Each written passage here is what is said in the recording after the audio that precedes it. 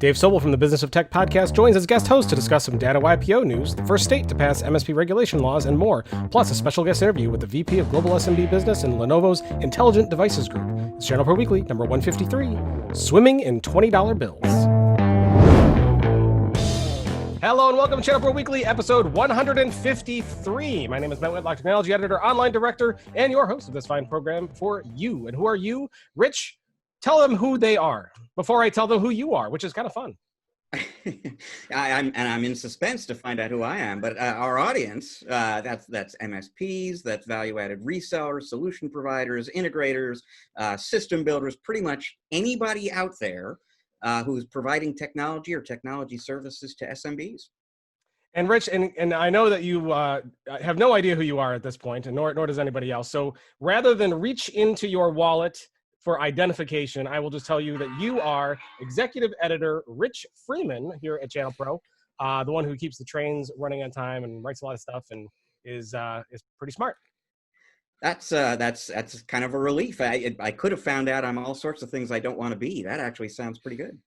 Well, it's what you are today. I don't want to necessarily go back in time to your time on the Las Vegas Strip, because those are what you would refer to as the dark times that we don't want to refer to. So right, yeah, assumed name, and we've just erased that from memory. So, and for someone who also knows about the dark times, is also here joining us. We got a guest host this week. Super excited to have him back. You've met him before, but Dave, let's not go too far into Rich's seedy past. Host of the Business of Tech podcast, former MSP and former vendor executive, Dave Sobel is here. Great to be back. It's a fun day. We have lots of cool stuff to talk about. We do, and none of them involve Rich's seedy past, which is nice. But we'll save that. We're just not gonna go there. We're gonna let it live in the past and not revisit that. At least until our bonus episode, which will be all about Rich's seedy past. One day, if everyone hangs in there will be the bonus episode. If you needed another reason to keep listening, people, there it is. There it is right there. So, Dave, for those who may not have caught a previous episode that you were on, tell us a little bit about you and what you do. Sure. So I'm Dave Sobel. I'm host of the Business of Tech podcast, which is a daily 5-minute news and commentary podcast focused exactly on this space. You guys spend like the week doing it. I try and break down 1 or 2 or 3 stories each day with a perspective of why solution providers care. So that's what I do. But prior to that, I spent the last 8 years or so running channel programs for some vendors you may have heard of, like Level Platforms, GFI, LogicNow, SolarWinds. And before that, I spent 10 years as an MSP. So I am at heart a solution provider. And so now I spend my time thinking about why things matter for solution providers and what they need to know to be effective. So by the time this show is over, you will have spent more time on this episode than you will have done in 2 weeks of your own content. That's probably true.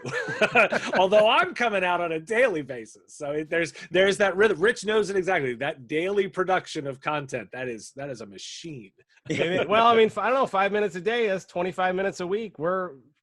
You'll be on with us probably a solid 90. So that's true. We're going to be at this for a little while. We've got tons to dig into, though. Lots to learn. It is lots to learn, and that's the fun part about podcasts. Some are short, snappy, to the point. Some we like to take our time and be a companion with you throughout the day as you do various other tasks and listen passively. So anyway, great to have you here. I'm super excited. We do have a lot to go through, so we will probably come back and maybe talk to you a little bit more about things that you do, but we should probably dive into the news. Otherwise, we are going to be here much longer than 90 minutes. So, Rich, HP has introduced an all-new global partner program. Tell us about now. Is it really all new, or is it like slightly refined, but they're calling it all new? This is really quite new. This is all new, and for reasons that will become apparent as we get into it. I will quickly point out, if you want to learn about my CD past, that's a good reason to listen to this podcast. Another good reason is you learn about stuff sometimes before everybody else. And remember, Matt, back in January, we had Christoph Schell, HP's chief commercial officer, on the podcast with us for an interview segment. And he actually said at that time, we've got a new partner program coming along. It's going to align with this whole new rebuilding of the global sales structure that HP implemented. And he kind of hinted, actually at that point, he said, we're going to roll it out in May. Apparently, they needed a little extra time to do it. But sure enough, here comes this new partner program. It is called Amplify.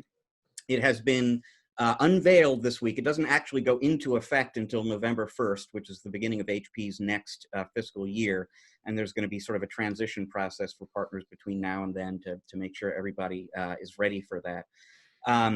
Unlike most partner programs, which have a tiering structure, and quite often it's a silver, gold, platinum kind of deal, they have divided this program up into two tracks that they're calling it. And one's called Synergy, the other's called Power.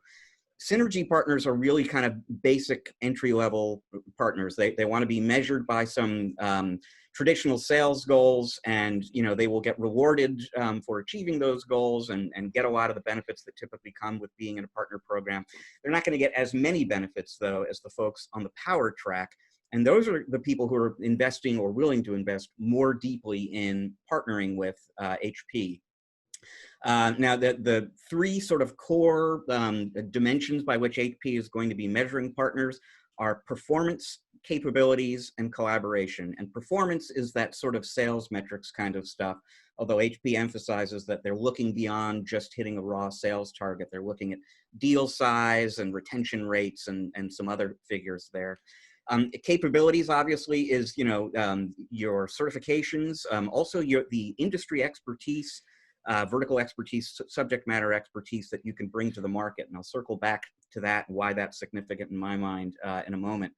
The collaboration piece could turn out to be, I'll be curious to get Dave's perspective, this could turn out to be a little bit controversial. A big part of the thinking behind this partner program by HP is that there is an opportunity through artificial intelligence and machine learning to get smarter about what customers need and want and anticipate that, predict that, bring more targeted solutions to customers. But in order to pull that out, they need to have a nice big deep pool of data.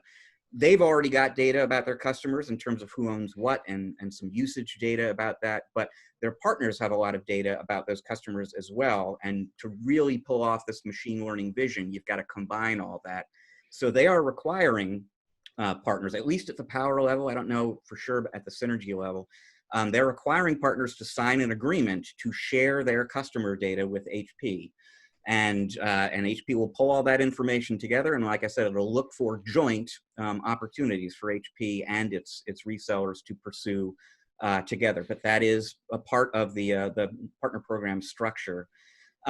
What's interesting about the thinking behind the partner program to me, and this gets to that capabilities thing I was alluding to before, is HP has really recognized what a lot of people, I think, are increasingly coming to recognize. And I wrote an article about this for the July issue of ChannelPro, the changing buyer's journey in IT. That used to be a very transactional kind of business, especially in hardware.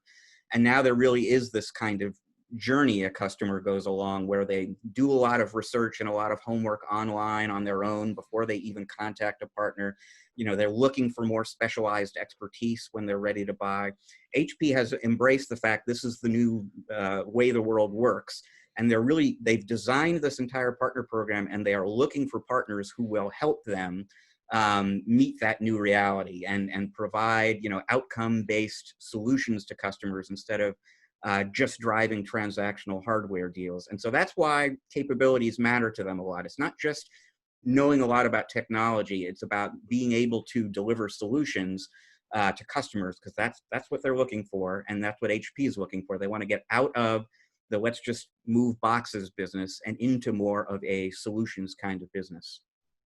So you're saying it's a more transactional to a more services business in that journey, not the don't stop believing kind of journey. Exactly. And they're both good journeys, But so I gotta give the marketing geniuses at HP some actual, real, genuine kudos. Thank you for not naming a program after minerals, like not doing platinum broad. Like, thank you, HP. Like, all right, Synergy, Power. Like, they're not tiered in that way. It's clear that the messaging is not that, but it's at least some creativity. So I want to give them like actual props for going outside the box. But I think that linkage of the fact that they actually did try to get the messaging different. Rich, you had a quote that really jumped out at me that I wanted to cite from Christoph. He said, I think over are the days where you could be in the top tier of a vendor like HP if you were very much a transactional partner only. You need to be able to understand what an outcome-based business model is. You need to be able to offer value to that customer. That, for me, was the, okay, if they are saying that, and if they exit, you always have to look to the execution. But if they've rebuilt the program around measuring, looking for outcome-based business customer, partners, yeah, that's an actual different partner program. That's actually really meaningful. I'm actually super interested in the idea of the AI and ML to mine, for that kind of data. Like, that's actually a really smart set of thinking. I really do hope solution providers are not hung up by the whole fear of, if I give my customer the data. They know where the gear is anyway. They know how much gear they've sold. If you're leveraging this to get that AI and ML capability that most 95% of solution providers, since we know 93% of them are less than $5 million, you're not going to build that system yourself. But if you can get that from HP and start mining for opportunity based on that, yeah, this is super interesting. It's on HP to do a good job of maintaining the privacy and managing a program. But by the way, they've been doing that forever. It's called deal reg. That's like, this is not new territory. I'm super interested to see how this plays out. It is all the execution, right? You can announce it all till you're blue in the face until I see results. But I like everything that they're saying here.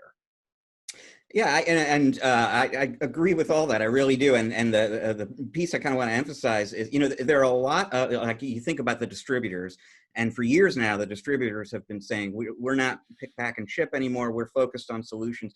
But for a giant hardware company like HP to not only say we're going to be focused more on solutions than just raw hardware deals, but to actually structure the entire partner program around that really is kind of a different thing. This is not one of those partner program updates where you maybe change, from gold, silver, platinum to 3 other names, and you tweak the benefit structure. And like, this is a total redesign, ground up, and it's based on a long-term strategic view of where the opportunity is in the market, and where HP wants to be in relation to that. So that alone makes it just very interesting. And like you said, we'll see how they pull it off. Oh, sure. But they're capable of it. Like, they have the resources, they have the ability to do it.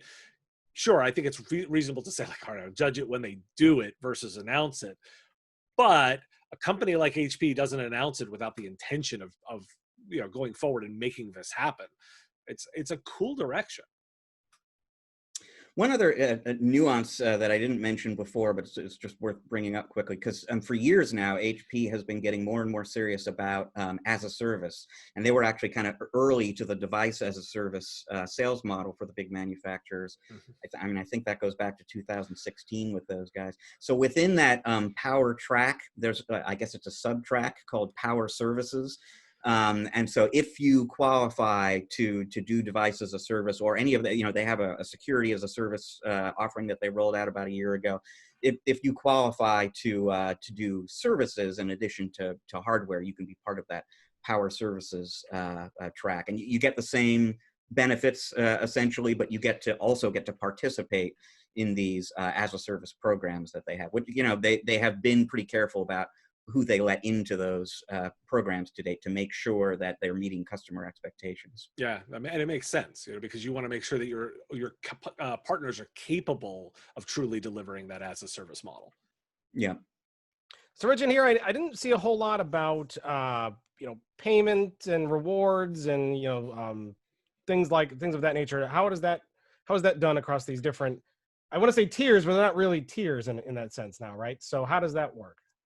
They didn't announce a whole lot of details, but so it's hard for me to compare how generous the benefits, for example, are in the new program versus the Partner First program. Partner First is the program that HP partners belong to today, and it's worth emphasizing on November 1st, Partner First goes poof. That if you will not be a member of Partner First anymore, because that program will no longer exist, and you'll figure out where you fit into Amplify between now and then.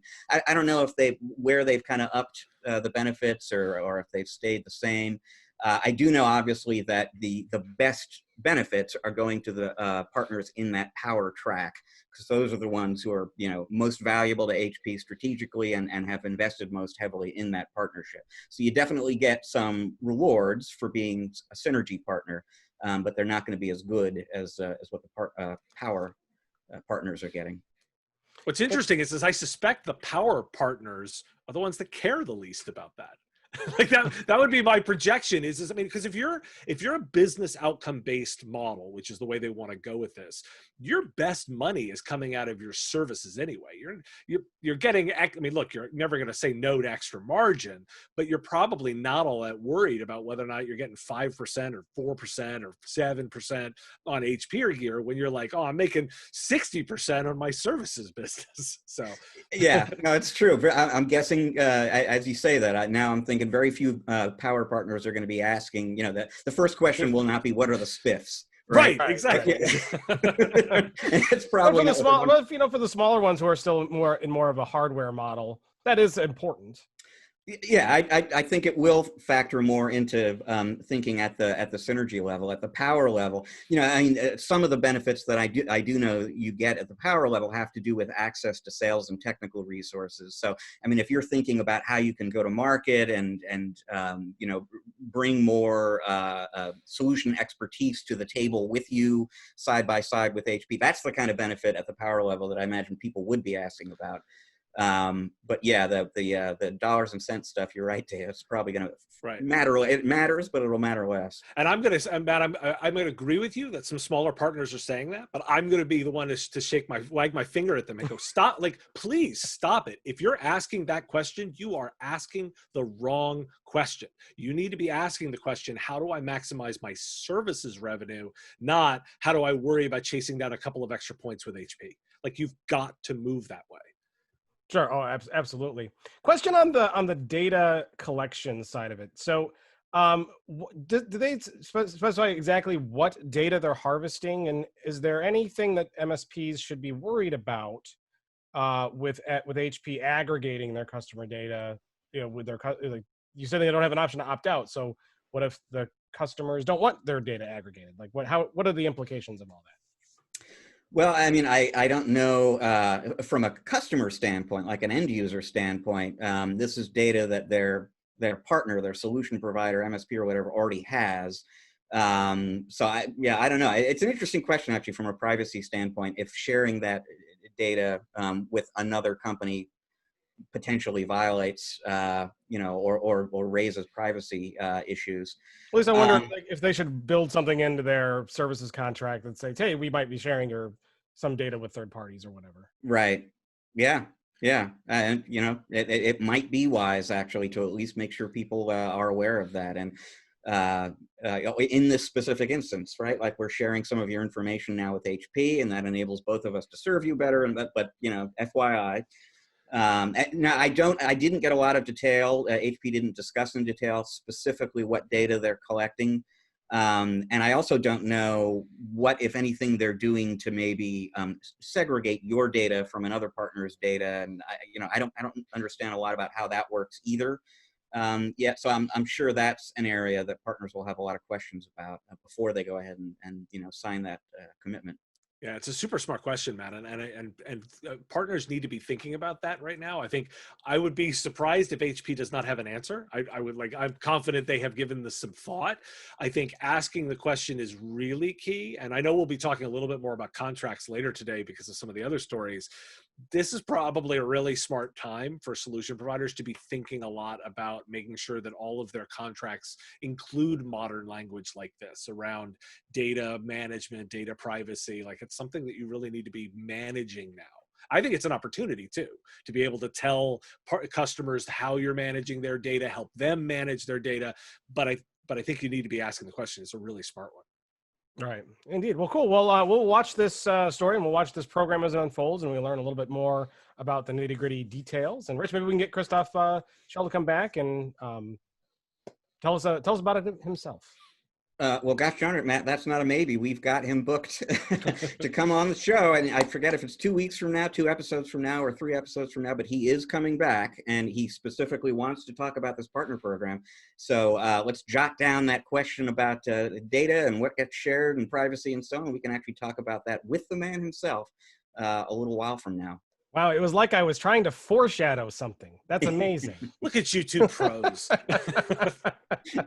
Awesome stuff. All right, well, we're going to move on to our next story, which is about RapidFire Tools, a company we've talked about quite often here on the show. And they've added some Microsoft Cloud assessment tools to Network Detective, which is a very, very, very widely used tool amongst MSPs. So, Rich, tell us about that. And I mean, it is a very, very widely used tool for network assessments, and it's used as a sales tool as well as a technical tool. And if you were to boil this story down to its very essence, it would really just be that RapidFire Tools has, finally, some people would say, brought Network Detective to the cloud. So a lot of MSPs out there use the product. They use it to perform an automated assessment of an end user environment. They use the information collected via that assessment both to provide better service to the customer, to understand where vulnerabilities and issues are and come up with plans to rectify that. Also to drive a conversation, sometimes a pre-sales conversation with the customer about what we can do for you if we become your MSP. At other times, a conversation that you can continue through quarterly business reviews, for example. Here's what we found in our latest assessment. Let's talk about what we can do to fix that. Up until now, all of that has applied exclusively to on-premises networks. And obviously, there's a whole lot happening in the cloud now, and that's only increasing. So now, if you are a satisfied Network Detective user, you get your first opportunity to do an assessment of a cloud environment. And specifically, this new module that they've introduced focuses on the Microsoft cloud. And so we'll look at your Azure Active Directory. It'll look at the Microsoft 365 suite. It'll look across, Teams and OneDrive and Outlook and SharePoint, and it'll collect a lot of usage and consumption information, also a lot of security related information in terms of configuration settings and so on. And then very much like the on-premises, legacy, if you will, original edition of Network Detective, it pulls that information together for you in a way that you can use for your own technical purposes and serving the customer. It also produces reports that you can share with the customer to kind of show them how they're doing and talk about measures that you'd like to put into effect to fix any issues found during the assessment. It's worth noting all of the information really that they are collecting through this tool is information that's available through Microsoft's administration interface. It's just hidden all over the place. So I mean, from a RapidFire Tools perspective, a big piece of the value you're getting with this product is they're taking a process that would probably eat up a day of your life, and they're kind of doing it for you in an automated way in whatever, an hour or so, and pulling all this stuff together and presenting it to you in a way that's digestible for you and your customer. And they are incorporating information from, like the Microsoft Secure Score assessment that they do and that comes with Microsoft 365. They're pulling that into the assessment, and then they're kind of going beyond that a little bit with their own proprietary algorithms and insights and so on. So it's like a Secure Score plus as far as that goes. And last point I'll just make is, I was talking with an MSP yesterday about something totally unrelated to this, and somehow or another RapidFire Tools came up, and she just sort of said as an aside, that she noticed this product had come out, and she was just super excited because she had been waiting a long time for the ability to do a Network Detective assessment of a cloud environment. And now she finally has that. So it'll be interesting to see. I imagine there are a lot of other Network Detective users out there who are similarly pleased to see they now have this capability at a reasonable price, I should say. I didn't mention that before. There's a promotional rate underway now. It's $199 per site per month. Starting August 1st, that goes up to the regular price, which will be $299 a month, $299. But that is a site license, which in RapidFire Tools terms basically means everybody at that physical office where you purchase the license gets unlimited use of the product. If you have two locations, for example. You have to buy two different seats. But at one physical location, you can eat as much as you want for that $199 or $299 a month.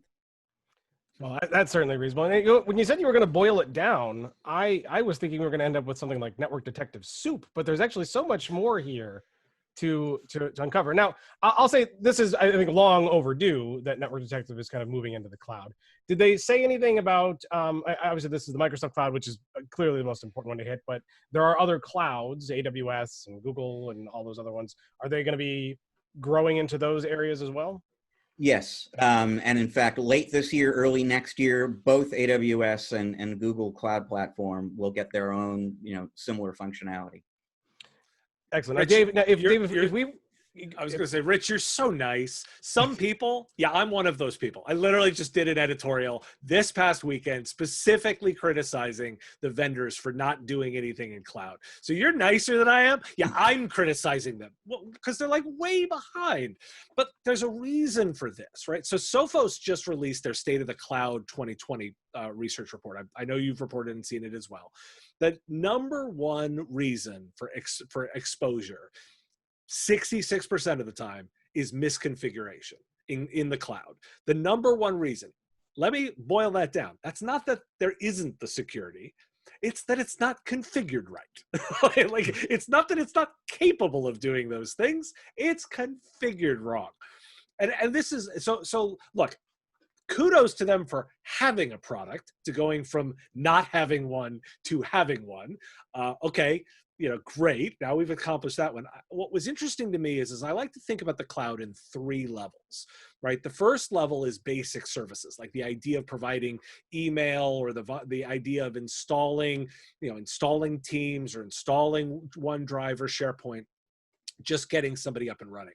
But the second level is actually making those things useful. So for example, if you're not leveraging Teams and putting workflows in place and actually setting it up so that it becomes part of the business, then you haven't moved into that second level of value where you're actually exploiting it. And then the third level of the cloud would then be where you're actually helping people with true business process automation, bringing in, those other lines of business apps, tying it all together. From my perspective, I look at this and go, okay, thankfully we have something now. It's only really dealing with that first level. So good, we've accomplished that. What I'm waiting for too is and this was in your story, the company is working on functionality to allow users to run periodic reassessments. Still, I have to manually go do this. This isn't that we're watching in real time for configuration changes. No, we still have to go run these scans. And let me point to anybody in the DevOps space, anybody in the cloud management space at the enterprise level, like they've got these tools. Like they're already doing all this stuff. Vendors, you're missing the opportunity here because this is a massive problem at the SMB. And you've just said it, Rich. You were talking to solution providers who are waiting for this. Where are the vendors investing to get this problem solved? Because it is misconfiguration. Yeah. I mean, a few thoughts about that. So first of all, just in terms of addressing that lowest level kind of issue, a big part of what probably should come next is to incorporate some automation to that. So it's one thing to detect issues, it's another thing to actually start remediating it. And if you can do that, you free up time and resources that an MSP can use to have that more BPA, that business process automation, strategic kind of conversation with the customer. So, that's a big piece of it there.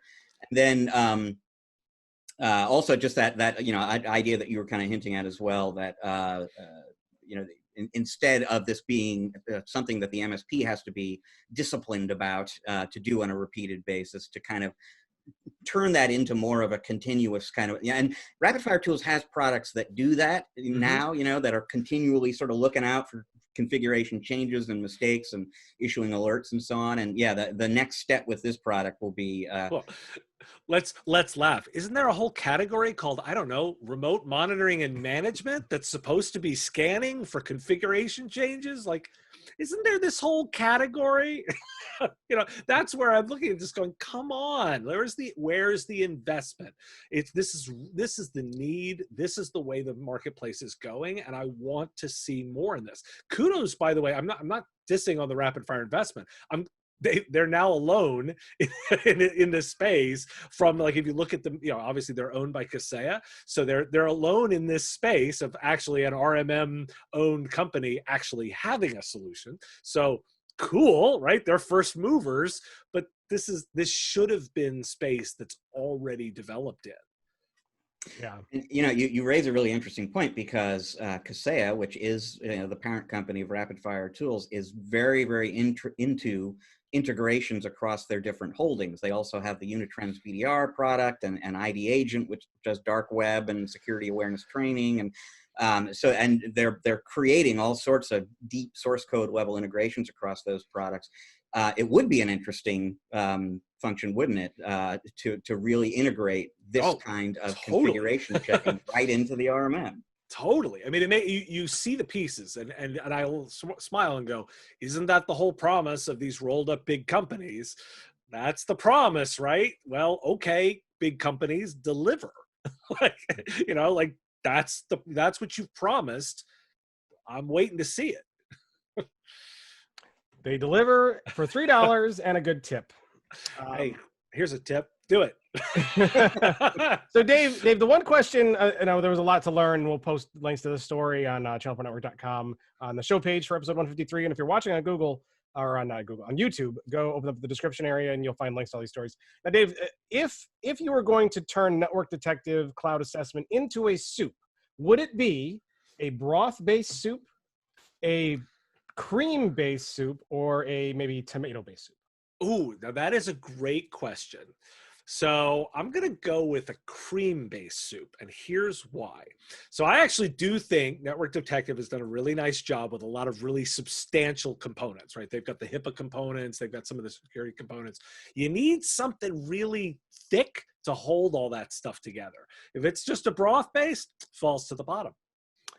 That you have put more thought into that question than I would have remotely thought possible. So, well, you keep me around. You keep me around for some actual thinking on these things. A cream-based Network Detective soup, maybe with little potato chunks, because those are good. And those are really good. Touch of ham. Good choice. Touch of ham, indeed. All right. Next story, we're going to talk about Bitdefender is in the news this week. They've added human risk analytics. Well, that could go a lot of different directions. So this will be interesting to see where it goes, to their Gravity Zone endpoint security platform. Rich, tell us about human risk analytics as it relates to, hopefully, IT. Otherwise, this is going to be a weird discussion. Yeah, yeah. They have limited this feature to IT as far as I know. And it occurs to me as we bring this up, this story actually broke when last week or even the week before. The story has actually been around a little bit. We skipped an episode. We skipped a week because we were very busy doing a virtual event. So for those of you who missed us last week, thank you for coming back. And we will catch you up on a story that has been out there for a few days, and it's the addition of this human risk analytics feature to Bitdefender's Gravity Zone platform, which is a complete sort of endpoint security system with a lot of different antivirus, EDR, a lot of different capabilities all kind of bundled together. It included a security risk analytics feature before, which on an organizational level could look at OS-related, application-related vulnerabilities and assign you a risk score and kind of help you analyze how much risk you're exposed to, help you figure out what you need to do to remedy that. But what they've added now is the ability to inspect behavior on the user level, the individual user level, and sort of understand, person by person, how much risk are they exposing the company to.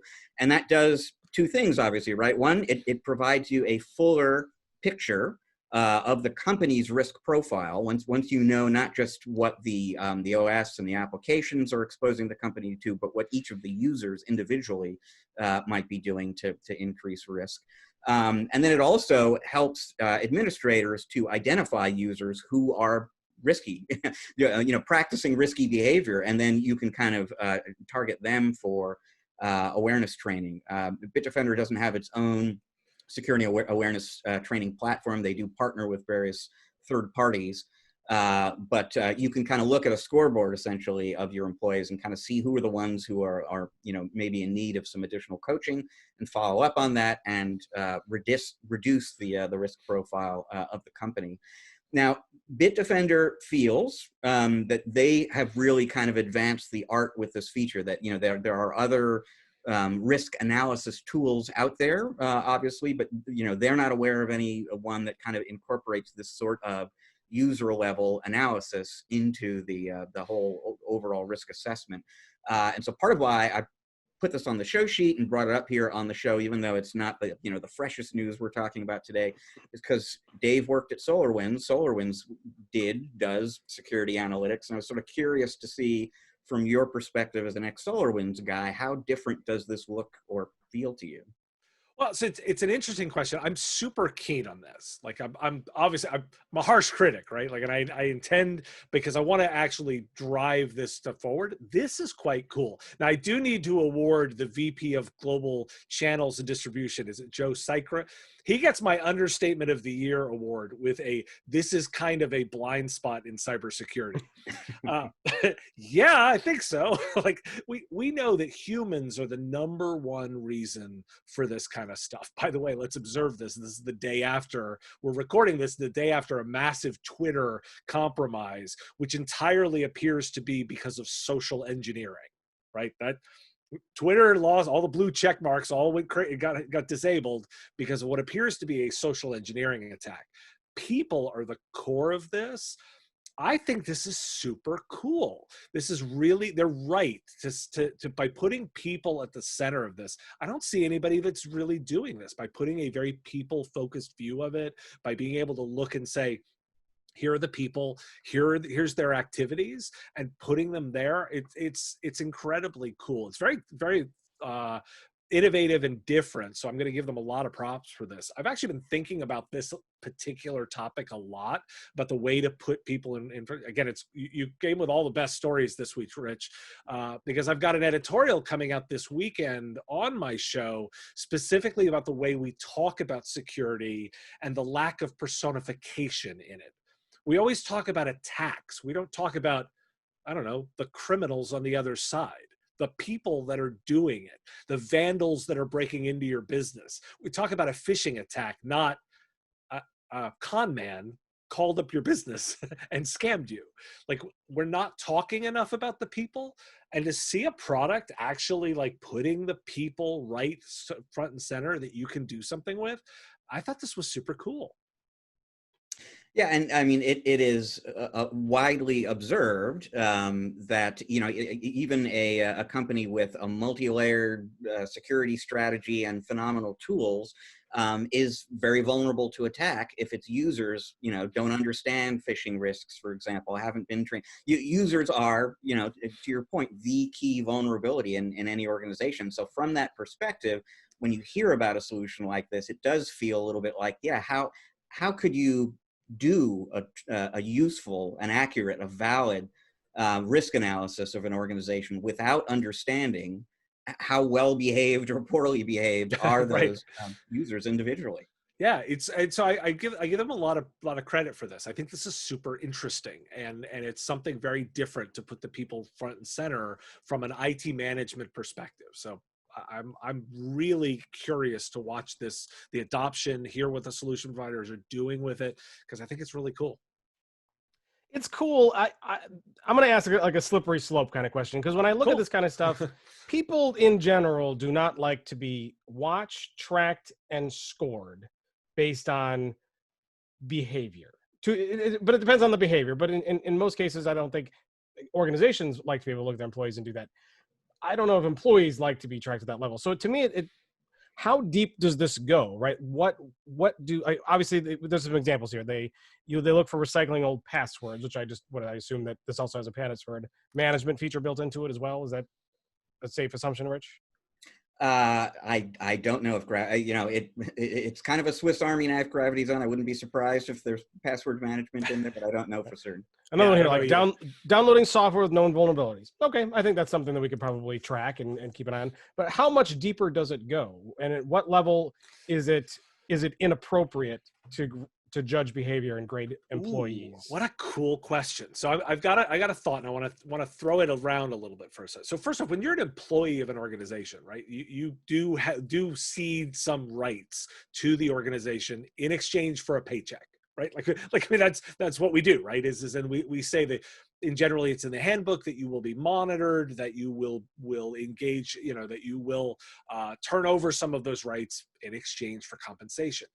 My answer to you, Matt, would actually be it's about the security stance of the organization.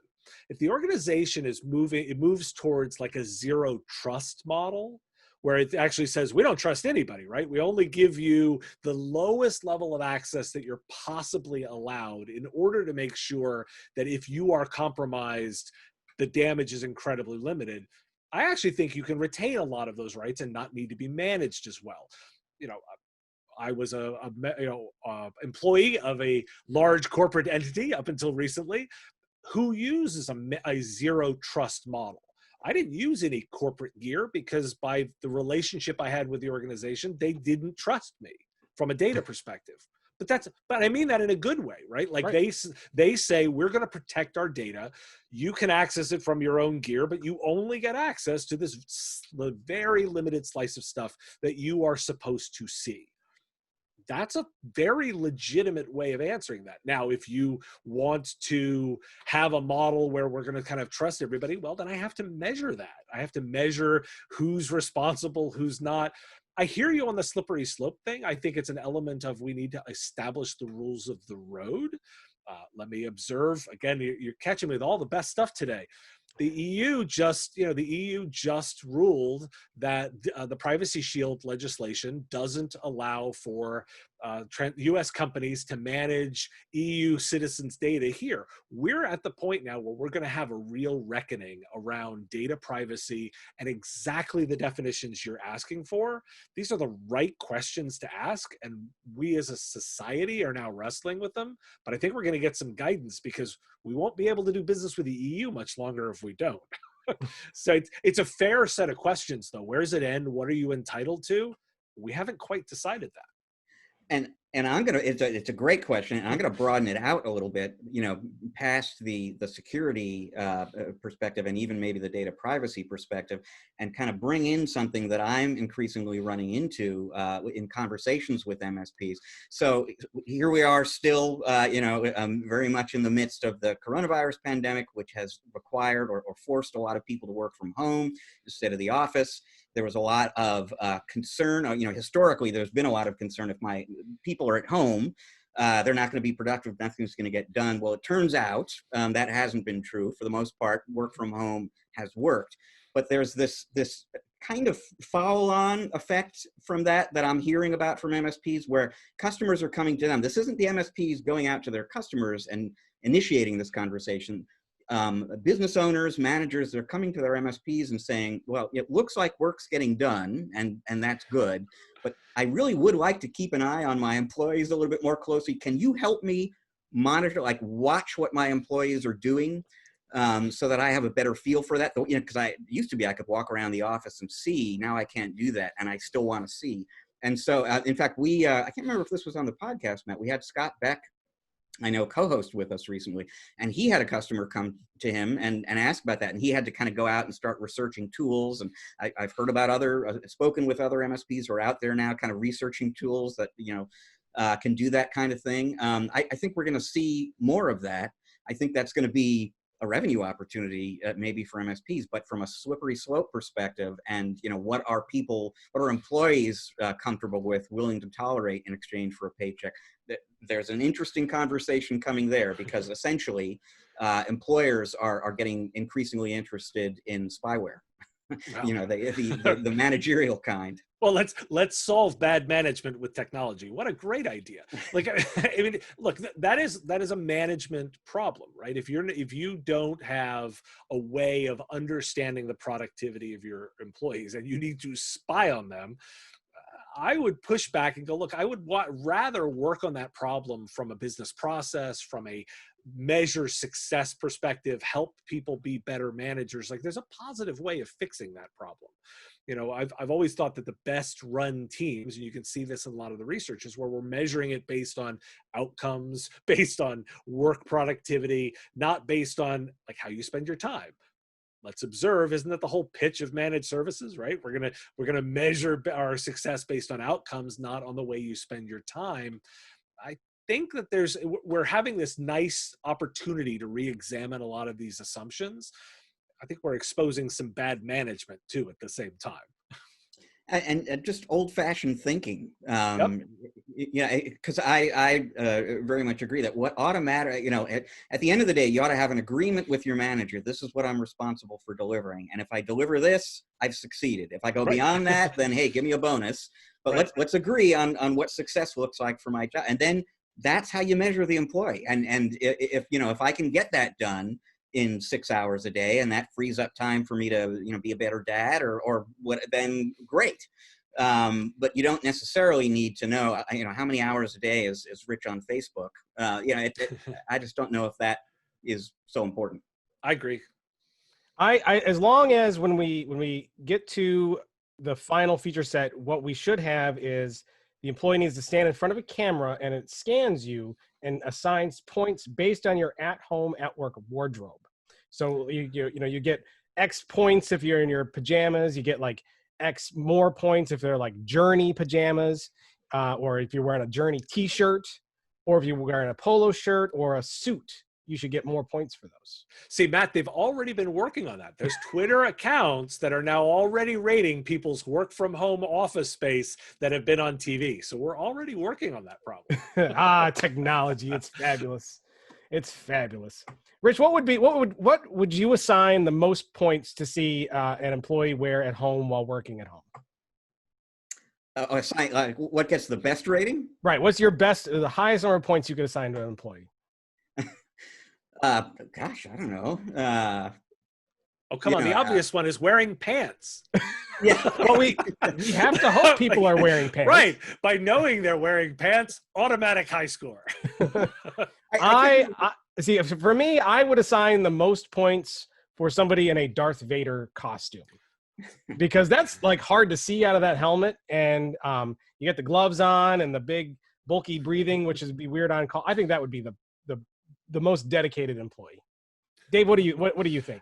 That's pretty strong. You know, anything into that full on cosplay makeup style bit, those are all winners, right? Those are went the whole way for the joke. Or how about the guy who's been showing up every single day with a different costume to his Zoom meetings, like full on different costume every single day? I love this creativity. So yeah, so we have to assign bonus points based on the outfit worn the previous day. So you can rack up points. This is a whole new level of employment gamification here. Oh, it totally is. But of course, the problem is that you get to some point of absurdity where you just cannot top yourself anymore. Dave, do you know who you're talking to? I am the epitome. I do. That point, it will never be reached in my eyes. That sounds like a challenge, sir. All right. Well, good. Cool stuff. Again, we'll put the links to this story and the other news stories that we talked about on the show page here for episode 153. Go to channelpronetwork.com. Find that. If you're watching on YouTube, open up the description area and check that out. We've got a couple stories to talk about. One, a pretty big one that I think we're gonna start off with, and I know Dave is just dying to talk about this, so we won't have to make him wait any longer. And let me preface it. I'm gonna preface the story. Rich, we have for the last 4 years, I want to say, give or take, when we've talked about Datto, we've always surmised they will eventually go public. It was inevitable, and we got kind of thrown off when they got bought by private equity a few years ago. But the writing was still on the wall. I think we would both agree, and they have finally filed for their IPO. So this was originally reported by a site called Deal Reporter. That got the attention of Bloomberg. Bloomberg has written about that this week as well, that confidentially, we are told by informed sources, Datto has filed for an IPO, which could happen as soon as this year, could happen next year. Obviously very unsettled market conditions right now, but they are headed down that path. So let's just add a little context to that, though, and what you were just kind of talking about before.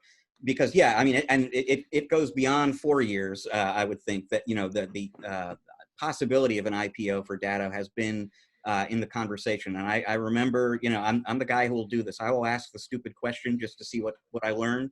I asked Austin McCord, the CEO of Datto, in June of 2017, what are you thinking about an IPO?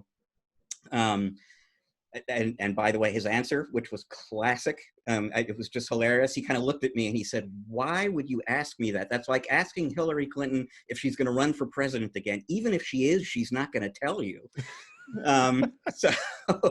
He didn't. But then he actually said some very interesting things about he said they run the company as if we're going to file for an IPO tomorrow. And then we kind of got into that. What does that mean? And that kind of a conversation. So 6 months after that conversation, we discovered that Datto has been purchased by private equity. And in another interview I did with Austin McCord, he said that they originally were going to file for an IPO then. That was where they started. And they began talking to investment banks. They were going to do an IPO in 2017. And I remember what he said was, as they met with these different investment banks and kind of talked about this market and where Datto could go, it just felt to him like they didn't get it. They didn't get managed services. They weren't excited about it in the same way he was. They didn't know the market the way he just didn't feel comfortable working. And then he started meeting with private equity guys, and they're, super smart, really on top of the managed services opportunity. And so it felt like that's a better route for this company to go. We can partner with this organization that's going to help us be better faster. And so that's what they did. 2017, they get acquired by Vista. Vista, merges them with Autotask, which they also owned and turned it into the Datto that we know today. And so here we are 3 years or so after that, and it looks like an IPO is coming soon. And in private equity land, 3 years is like the kind of benchmark time frame for an IPO. You buy a company, you invest in it for 3 years, and then you do the IPO. And sometimes it's longer than that. Kaseya has been in the hands of private equity for significantly longer than that. But 3 years is sort of how it's done, classically. And here it's time. Here we are for Datto. The time has come. Right. Exactly. Shocking. Right. Like, yeah. Shocking. No one predicted this. Exactly. It's like, come on. Of course they're going to. We've seen the writing on the wall the whole time. So it's kind of a non-story, but let's actually talk, because there's some details in there that I think are super important. First off, I'm going to say short term, this is actually always bad for customers. Here's why. When you go prep for an IPO, you got to go through the quiet period, right? So no one likes to talk about the quiet period. Everyone always talks about how much money we're going to get on the other side in order to invest in things, but they don't talk about the actual process. You go through a quiet period. You do an embargo on promotional publicity leading up to the IPO and 40 days after. During that time, you're not allowed to do any forecasts. You're not allowed to offer any opinions on your company. And by the way, oftentimes, no roadmap. You're not allowed to talk about things you're working on, or depending on your level of risk tolerance, but generally things quiet down. So let me observe, your communication gets actively worse leading up through this process because you're mandated to do that. Look, it is the reality, and you can believe or not believe that there will be money on the other side that makes it worth it for customers. But that is the reality of execution. So short term, it's never great. It just isn't. Because on top of that, all of the management also has to now do the road shows and all of the bit to go make that happen. So there's a lot of work. One of the things I wanted to also push back is that I've been seeing some commentators say that this is like a market endorsement of the SMB or managed services world. And I'm just going to say I don't buy it one bit. Just don't. And here's my data for this. First off, the number of US public companies has dropped 50% since 1996 until 2016, from about 7,000 to 3,800 now. If you think the .com boom is the reason, it's still down a third relative to 1972. There are just less companies public now than there have been before. That means the stock market is a smaller sample size than it ever has been.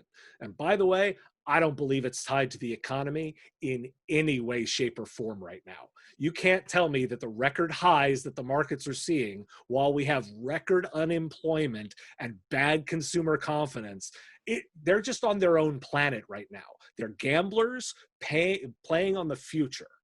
And by the way, private equity, they're also gamblers, right? They have a whole portfolio of companies. They hope in a portfolio, very small number pop with a really large win. They hope they have more wins than losses. But everything private equity touches does not succeed. WeWork, anybody? Like, right. It's that, right. So, but let me tell you, this IPO is going to do really well. Datto is going to do really well. Here's my thinking. This is a great time to go out. This is a fantastic time. First off, the market is delusional, right? They're all crazy on futures, and they're desperately looking for places to put money. And on top of that, huge sections of the market are not going to have any IPOs. You think we're going to see any travel or hospitality IPOs for the next 12 to 24 months? Got all market segments that aren't there. So it's a fantastic time for them to go out, but let's not think that it's anything to do with managed services being great or S&B being great. Like, it's just what this company is going to do to make a pile of money. And I want to say, like, and by the way, I hope the people inside make good piles of money. Like, I'm going to say, like, you know, Rob Ray, hardest working man in the channel, man, I hope he makes piles of money. Like he works his tail off. Like all of those people, I hope they do really, really well. But let's separate this from thinking about that it's an analysis on the market or managed service. It has nothing to do with any of this. It's just the financial machinations that we're going to see executed.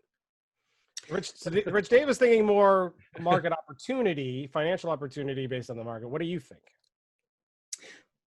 Well, I mean, my first response to what Dave is saying is that it just calls to mind a lot of what we're hearing from Datto, actually, and companies like Datto. So, I mean, you know, when the economy kind of went into lockdown and things started shutting down and nobody kind of knew what was going to come next, there were obviously a lot of concerns about the managed services market and the vendors who serve managed services. And so far, as we've heard repeatedly and discussed on this podcast before, that it hasn't been that bad. And I always kind of want to emphasize, you know, it hasn't been as bad as it could have been. It's been bad enough. But it hasn't been disastrously bad. And I actually just did a webinar earlier this week with the folks from IT Glue, where we were looking at some data that they collected from their partners. And, you know, definitely you can see an impact in terms of accounts receivable, for example, but it hasn't been as bad as you might think it would be. That doesn't necessarily mean it's going to stay that way. It might stay that way. The logic to explain why, you know, MSPs continue to collect their recurring revenue right now is just that, you know, businesses can't do without them. And, you know, if they're prioritizing bills, that bill's going to be near the top of the stack because otherwise they're not in business. That's probably not going to change. So maybe it just stays that way. And in that case, you know, there's no reason, nothing for Datto to worry about in terms of an IPO, because whatever they're doing now is, you know, at least as good as they'll be doing later on down the road. But I do think there are concerns and somewhat, you know, legitimate concerns about how things might change over the course of the next 6 months when the federal benefit money maybe is, you know, has been spent and there isn't more coming. And, you know, it could be that we're in this window right now where conditions look a little bit better than they actually are, and there's some pain coming down the road. So from a timing standpoint, you know, it doesn't sound like the IPO from Datto is coming real soon. It could come this year. It could come next year. And so it will be interesting to see what the market looks like when IPO time arrives, because today would actually be a really great time for them to do that. But you know, who knows what the world is going to look like when they're actually ready to go. I bet they move to go this year. Like, I bet they move fast because the market conditions are great. Let's observe there's a November election, which might change, which is going to change a whole bunch of the financial market, potential new regulations. I bet they're going to move. I'm going to make the prediction, right? Like, I bet they go for it. They're going to do everything they can to get out. Rich, I think you're 100% spot on with your analysis there. My phrase on this is always yet. Right? Like, we haven't seen impact to this market. We've seen it. It's not great, but I don't think we have a complete picture of what's going on based on, I mean, so we're what, 4 months in to this, right? To what is probably a 12, 18 month, 24 month recession. We're 4 months in. We have not seen the ripple effects of the damage to the economy. It's also a damage that we're not used to seeing because it's around services businesses, not typical product creation stuff. You know, we're not dishwashers, appliances, manufacturers. No, the shutdowns are related to services, restaurant, hospitality, all of that. We don't really have a ton of insight into what that means. We haven't seen the delays hit the market, right? Because everybody's on these month-to-month engagements, particularly managed services providers. They're exactly right. They're incredibly critical, so it hasn't flown through the market. This is the end of this month is the run out on the PPP money, right? So I'm concerned about what we're going to see in terms of that maintained through the summer. I'm also looking to a set of dates around October 1st, where anybody who's done something with mortgage payments, you know, dealing with that in kind of a typical 6-month pause, we'll see those ripples happen. You know, come then, we're already seeing indications that there's going to be problems of like evictions and people unable to pay mortgages and such, even for the July-August timeframe. I just don't think we have great enough insights. That's why I continue to caution everybody to not be overly optimistic, because if you're managing to being careful and pessimistic, you'll do far better. Because if I'm wrong, right? I hope I am. If I'm wrong, you've managed to a worst case and ridden it out. But if I'm warning you and you're hearing it and you're compensating, then you're in a good shape. So I think your analysis, Rich, is spot on. But I'll make the prediction they're going to try and go for it because the market conditions are good. They're a technology company, which is a buzzing space right now for stocks. It's hot. It's a solid company, right? Like, you look at it from a financial perspective, from a product offering, they're a big valuation. I think it's a hot IPO. And the market is desperate for hot IPOs right now. I think it's a really good move. I just want to observe that I don't think it's a statement on how great this space is, more than the market really wants to put its money into technology right now. And purely from a Vista standpoint, you know, if we hung on to this company for another year or two, you know, how much more value are we getting? I mean, it just, the timing is just kind of right as well. Mm-hmm. Yeah. Oh, totally. Like, again, I really do think they're going to do well. Like, this is not me being pessimistic on it. It's me just saying, I don't buy this whole market endorsement angle, but man, it's going to be a hot IPO. A bunch of people are going to make a ton of money. Yeah. So let me ask a question looking forward out into the future a little bit. So we've seen over the last 3 years in particular, a lot of private equity money buying up companies like Datto and Kaseya, and the list goes on and on and on and on. But we have not seen a lot of sales out of private equity or a lot of IPOs come out of it. This will be one of the first that I can think of, assuming it happens. SolarWinds. You gotta say SolarWinds. SolarWinds. Yep. So okay. So SolarWinds was in there as well. But a lot of private equity money seems to be buying these companies and sitting on them for reasons either the valuation timing isn't right, or I've always kind of had some little theory that given the amount of recurring cash that these companies generate, I always figured private equity were going to use companies like Datto and Kaseya just as piggy banks to fund other ventures. But what do you think? Are we going to start seeing a string of IPOs coming out of this, Dave? Well, I mean, let me observe. Everyone thinks private equity is like these brain surgeons that do no wrong. they don't always get them right. Like not all their investments pop or or do that massive performance. Generally, if you look across a portfolio, they'll have in a portfolio, they'll have one or two that are massive wins, they'll have some wins, and they got some losers. Now I'm not saying any of the ones we're talking about here are particularly losers, but I want to dispel this idea that they're these massive experts that are totally right all the time. They're gamblers. They're gamblers with really large checkbooks. They're putting out some bets, and some of them don't pay off, and some of them are just okay bets. Exactly to what you said. They could be making money off of them. They're profitable companies. They're running well, but are they going to have this massive explosion of valuation? Maybe not. That's not necessarily a win. It just means that that's the gambles that they're doing. Right. And so they may keep doing it. And then, by the way, they may try new things. Funny how they keep recombining them, right? To see if they put them together in new ways, or if they can I make it into more profitable by reshuffling it? I don't buy into this whole all these private equity guys are like these wizards of expertise and are right all the time. No, they're dudes that are gambling. They're not going to always be right. But it's okay, right? It isn't a judgment necessarily on the company to just be a performer, right? They're just trying to make a few of these wins be really big wins. Right. Rich, what do you think? Well, I would kind of add in there, I would just point out, because we mentioned the SolarWinds IPO. Thoma Bravo, the company that owned SolarWinds and took it public, still owns a substantial stake in that company. So there's kind of a hybrid model out there that we need to recognize as well, where the private equity company still very much has a lot of say, maybe even a controlling interest in the company, but they can do like a partial IPO, if you will, to raise a bunch of capital and maybe take the company to the next level that way.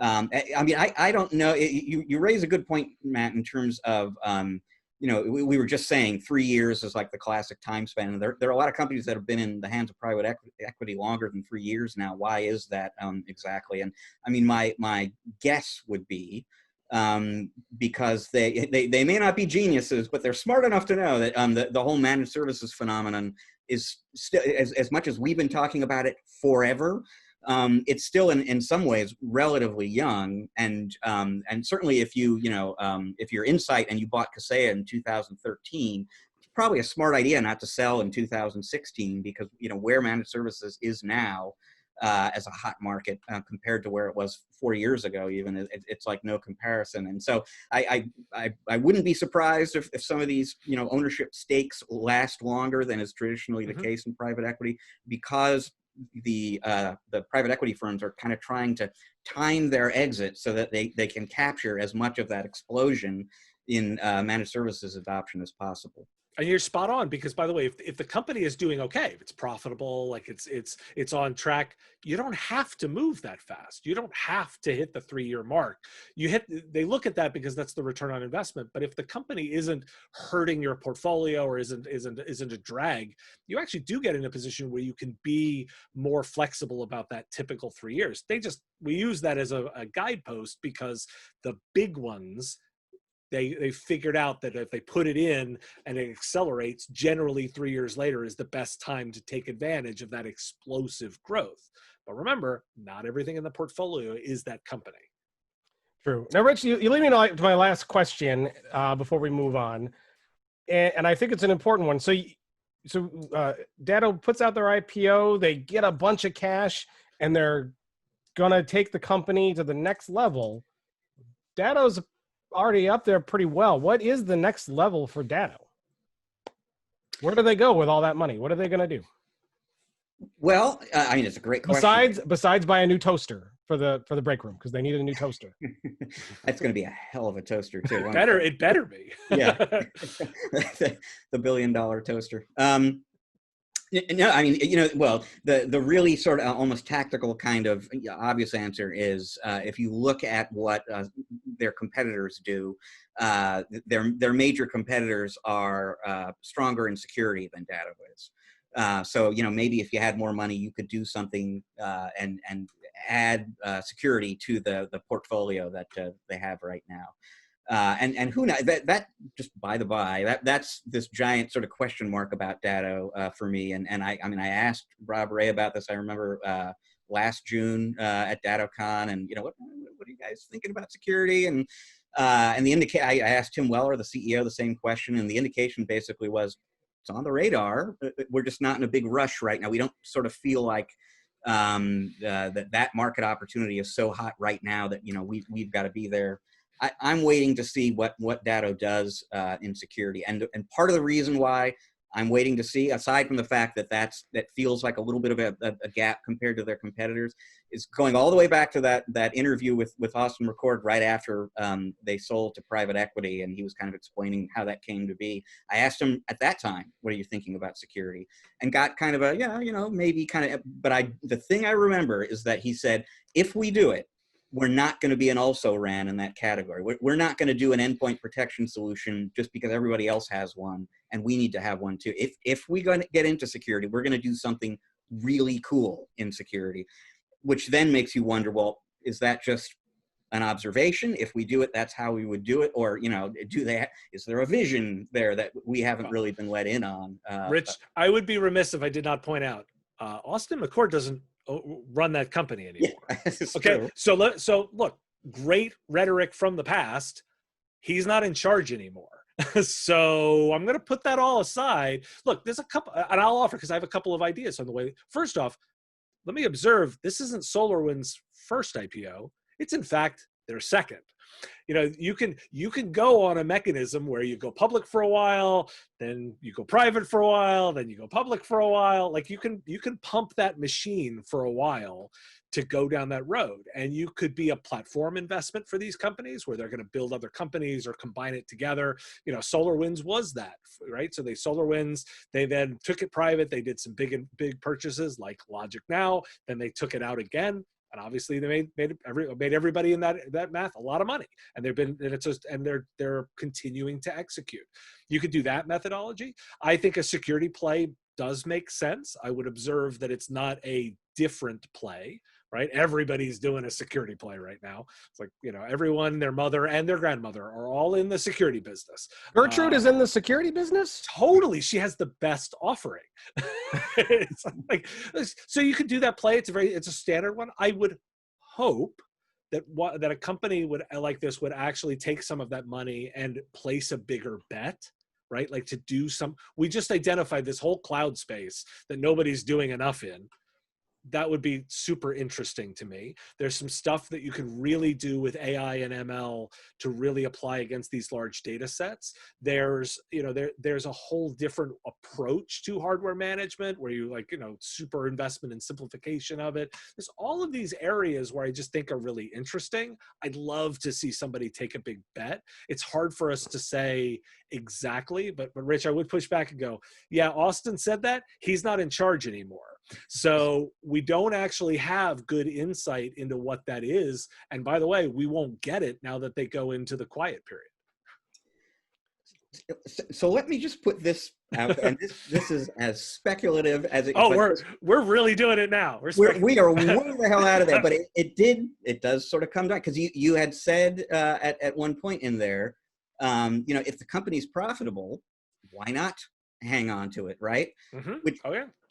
Kind of raises the question: Is Vista selling Datto, because it's been 3 years and the timing is great and it's a hot IPO and it's great, or are they pulling the ripcord? Are they getting out? And remember, Datto has had, and this is not exclusive to them at all, but Datto has made some staff cuts. We learned this week, ConnectWise cut 4% of its payroll. I mean, there's some sale trimming going on. Is the IPO happening now, a sign of confidence in the market, or a lack of confidence? Let's just get it out and let other investors bet further on the future of this company. Well, actually, the interesting thing is we'll know, right? So post IPO, we'll be able to dig into some of the ownership and get a sense of that, so we can know how much Vista is still involved or not at some level. So. Hey, time will tell. This will be fun to watch. Well, I guess we'll just have to see how much controlling interest they have after the IPO, like how much stock they buy. Yeah, that'll give you pretty good idea of what they think or what they're exactly.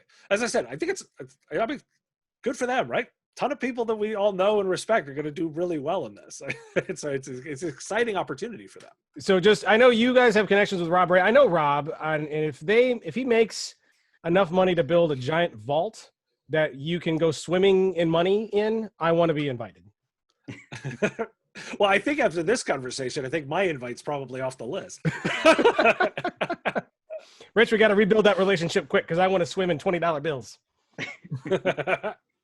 All right, so lots to dive in there. I'm sure this is not going to be the last time we talk about this story between now and whenever this IPO finally does get pulled. But it definitely looks imminent and looks like it is going to happen. So we will keep you all informed on that. Dave, we're going to switch gears to a story that I believe we talked about the last time you were on, and it looks like this law has actually passed. So it was a law in a bill in Louisiana that was going to regulate MSPs in some way. I'm sure we'll go over kind of the basics of what the bill was, but it what we talked about might happen is actually happening. It did pass. So Rich, well, Rich, how about I do the recap on this one? Yeah, please. Yeah, please. Yeah, because this one I'll smile and go, I broke on my show was the discussion around this. So if you remember from our previous conversations, I talked about interviewing Secretary of State Ardoin for the state of Louisiana, and he was talking about all of those cybersecurity incidents that were happening in his state across all of the local, state, city government offices, and he was talking about introducing legislation defining managed services, defining managed security services, and trying to understand what was going on in the marketplace. Well, as I reported on my show, SB 273 was signed into law in June, and it is effective for February 1st, 2021. And it has a number of different things. It requires registration with the Secretary of State and his office by managed services providers who service public bodies in the state. So what's interesting about it is that it actually defines a number of things around what a managed service provider is, a managed security service provider, what a managed security service is, and it also, besides just requiring registration, it actually puts in place notification requirements on both a cyber incident and cyber ransom or ransomware. As if you are one of those companies that are servicing those state, local, and city governments, and you have an incident, you are required within 24 hours to notify via a process that this has happened. Like, it's actually now part of it to not only have to register, but also to require this reporting around cyber incidents. Now, a lot of people will say, well, it's only in Louisiana, and it's only if you're doing, if you're only working with these public bodies. And I'll go, sure, that's the first law. But yeah, the law has now passed. And yeah, so, when you were on, I think it was episode 139 or something. It was a few months back, and this was a theoretical possibility at that point. And yeah, now it has actually happened. And yeah, I agree completely. To think, to wager that this is the last law we will see, and it'll be one state and one time, seems like a bad bet to me. I tend to agree with you. I think your position is this is the beginning of what's going to be a much larger process.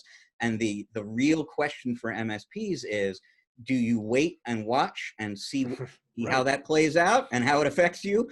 Or do you get into the driver's seat? And because this is what, and we talked about this on that previous podcast episode, gets you into that whole conversation about professionalization, which is that phenomenon that, historically has happened in this country already in the legal profession and in the medical profession, where the doctors and lawyers got together and said, we're going to define what bar you have to clear, what qualifications you have to call yourself a doctor or a lawyer. We'll get state certification or authorization for that, validation that what we say goes. But we're going to control how that sort of regulation process works. And I would argue that most doctors and lawyers would probably tell you that was a smart thing to do, and they're glad it happened all those many years ago, because there aren't a bunch of idiots out there who have never been to law school or medical school calling themselves doctors and lawyers.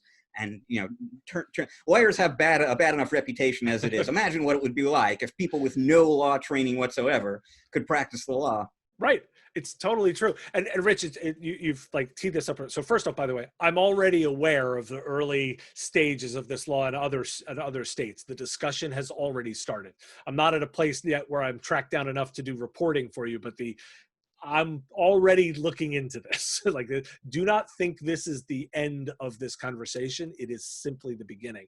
You're exactly right on the historical context. That I put out a video, I think about 2 weeks ago, about MSP regulation, and I call it "And Who Will Lead Us Now."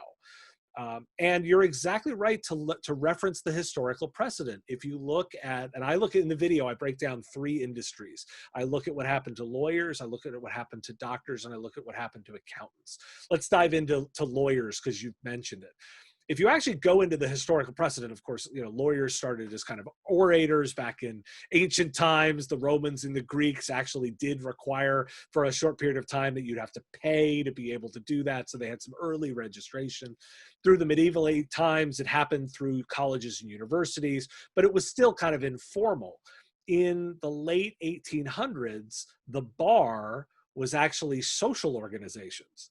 You know, they looked a lot like kind of peer groups do right now, right? These groups of people collaborating informally and sharing ideas, but getting together for a drink and talking about what was going on. But they recognized that there was growing pressure to formalize, standardize, and professionalize their market. And of course, you know, being lawyers, they knew that it was best to do it themselves. So they put in place the structure that is now, which is each state bar handles who is certified, and then there's a nationwide bar association that ensures that the states have some level of, you know, commonality to them. All of these industries, it's been where associations, you know, actual associations have helped bring this together. And so my call out to you've exactly outlined the 2 sides of this. You could think it could happen to you, or it can happen with you. I happen to fall into the with you camp. I think it is better to be involved in the conversation to make sure that this makes sense, right? And that it is thoughtful, that we have some input and control to it, because by the way, it's gonna happen. We can all, first of all, first law is already here. There's more coming. Do you want a government organization on its own defining what a managed services provider is and what a managed security services provider? My non-legal interpretation of the definitions that have written into the Louisiana law is that kind of everyone's a security service provider. They didn't know it. You know, so you may be held to a standard you weren't aware of because of this. And so my call is to solution providers is, I think you've got to figure out, are you on the let it happen to me or let it happen with me?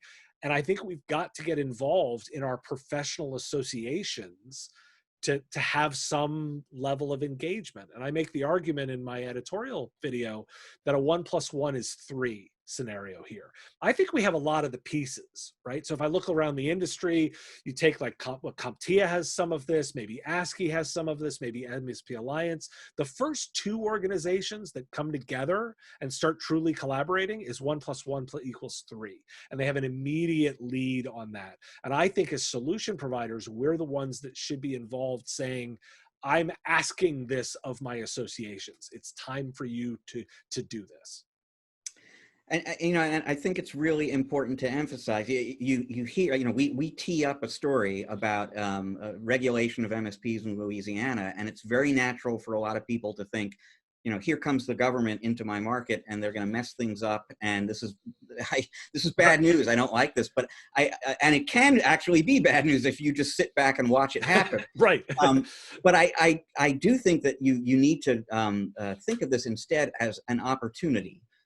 More than this terrible thing that's about to happen to managed services.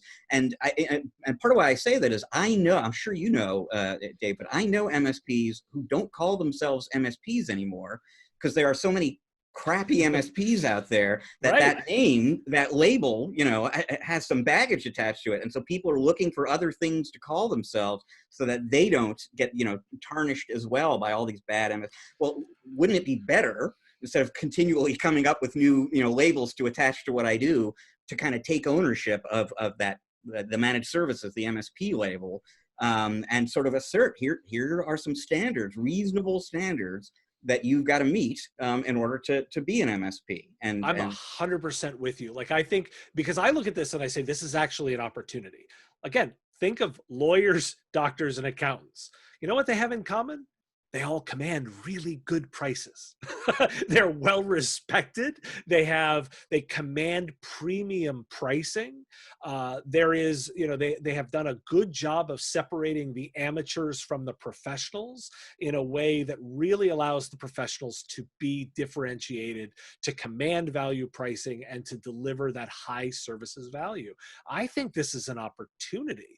And I think it's important for us as an industry to take control of the wheel and start driving this car, because we can do a really good job. And you're exactly right. Like, there's so many stories. People are always bemoaning the lack of professionalism. I'm competing with these trunk slammers, or these guys, anybody can hang out their shingle. Well, here's a solution to that. And the solution to that not only eliminates all of that noise from the space, but it elevates you and shows your level of professionalism in a way you can easily communicate out to the market. And let me observe that the reason that I think this is coming, and it's going to happen too, is I can go right back to what the secretary was talking about in his language.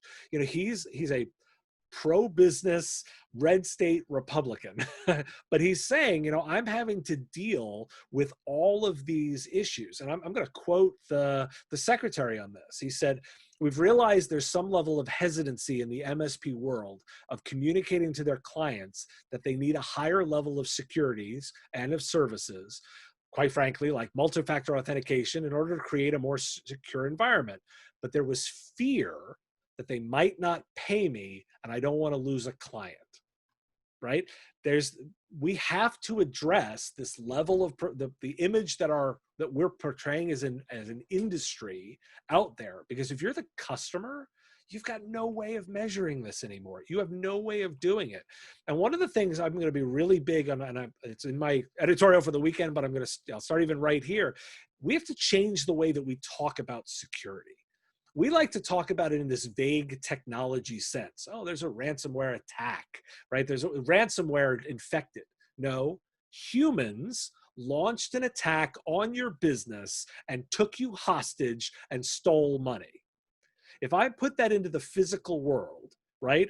Armed gangs break into your business, take hostages, and put a weapon to your forehead and make you give them money, you'd be outraged and you'd be on the phone with the police in a second.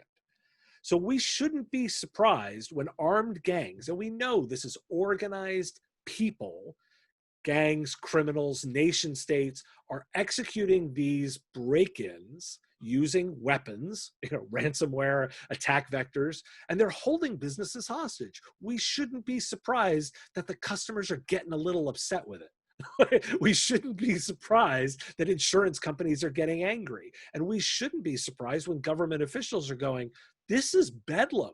We can't have this happen. Yeah, I mean, and that fact right there, what you're talking about right there, is why no one should have any doubt as to whether or not this phenomenon is going to continue, because there is crime involved. State governments really weren't losing a lot of sleep over poorly tuned networks. You know what I mean? Right.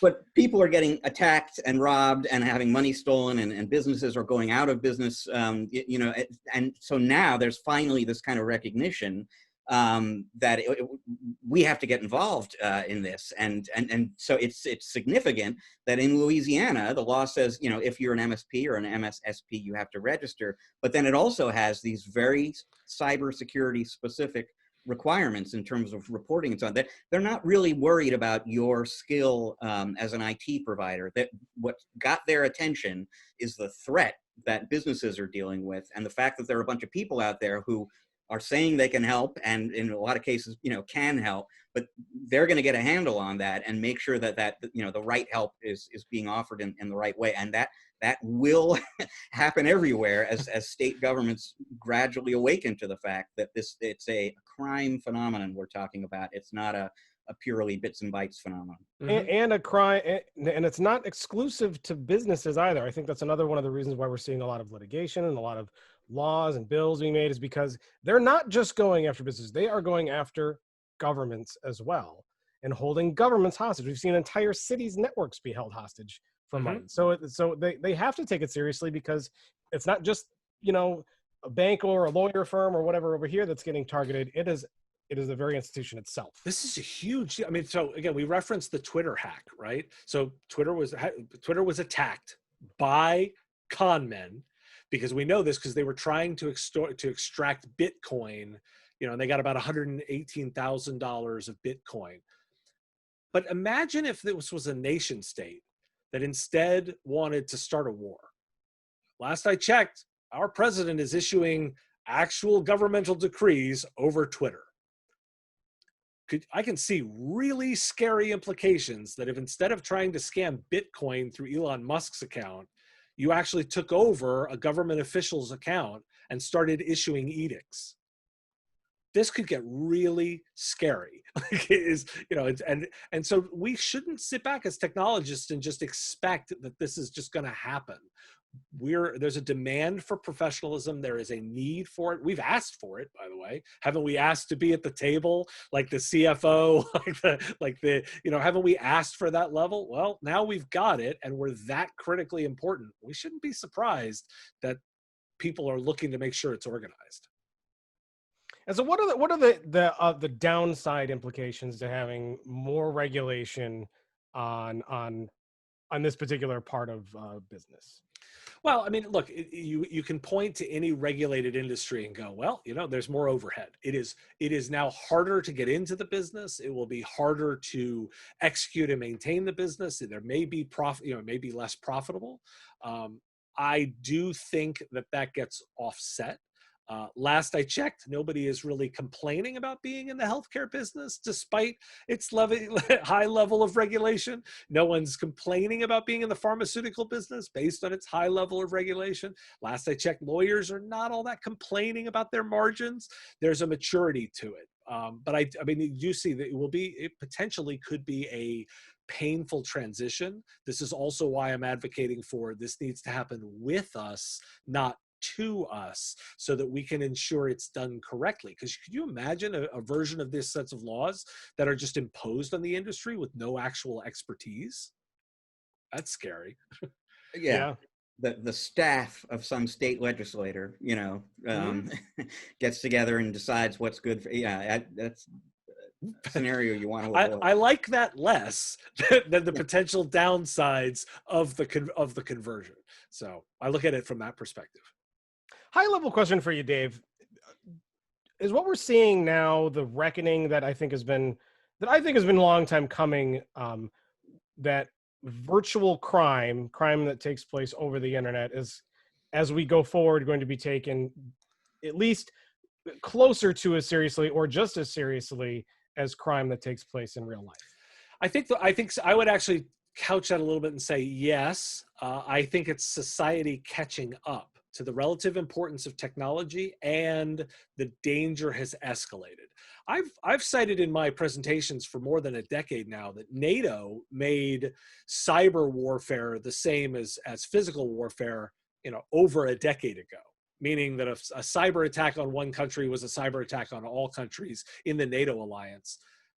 We've been at that for a while. The U.S. Cyber Command has been dealing with this kind of stuff for a while. We just recently found out about cyber attacks that the U.S. launched against Russia. Like, this is a realm of actual warfare. What I don't think we've had happen is truly that big tech or technology reckoning in society, because it's not necessarily been something we've wanted to talk about from a technology perspective, as well as the relative importance of technology has shot up very, very quickly. And don't we all long for the days of like Red Alert, when it was just an annoying worm and virus? Like, it took things off, but it wasn't, you weren't in these kinds of horrific situations where we're talking about, actual theft. We weren't losing money. People weren't being conned. We weren't talking about, literally, I've alluded to the possibility of war being initiated through tweet. Like, there's some really scary new possibilities here. And I think what we've done is society's caught up to that. It doesn't help add to this the current state of affairs when technology is so much more important. Interesting. Well, we could drone on this conversation, I think, for a while, and we're not done talking about the growing amount of regulation that we're going to be seeing in this business, and hopefully some very serious action taken towards, as you, Dave, as you likened it to, these criminals are just like they're coming into your business with weapons, holding you hostage and stealing gobs of money. I mean, it's really, it is no different than that. It just happens to take place over a digital network, and I think we're going to start seeing a lot of pushback. And so bringing the fight to the criminals. I've been really conscious of that, and it's my call to action from this weekend and I would say, like, it's on those of us talking about it. I'm looking at the three of us here as commentators and reporting. We need to think about the way that we're reporting on this. The way we're talking about it. We talk about it without personifying a lot of the crime. A ransomware attack and the victim paid. Well, okay, hold on, no. There was a human on the other side of that attack.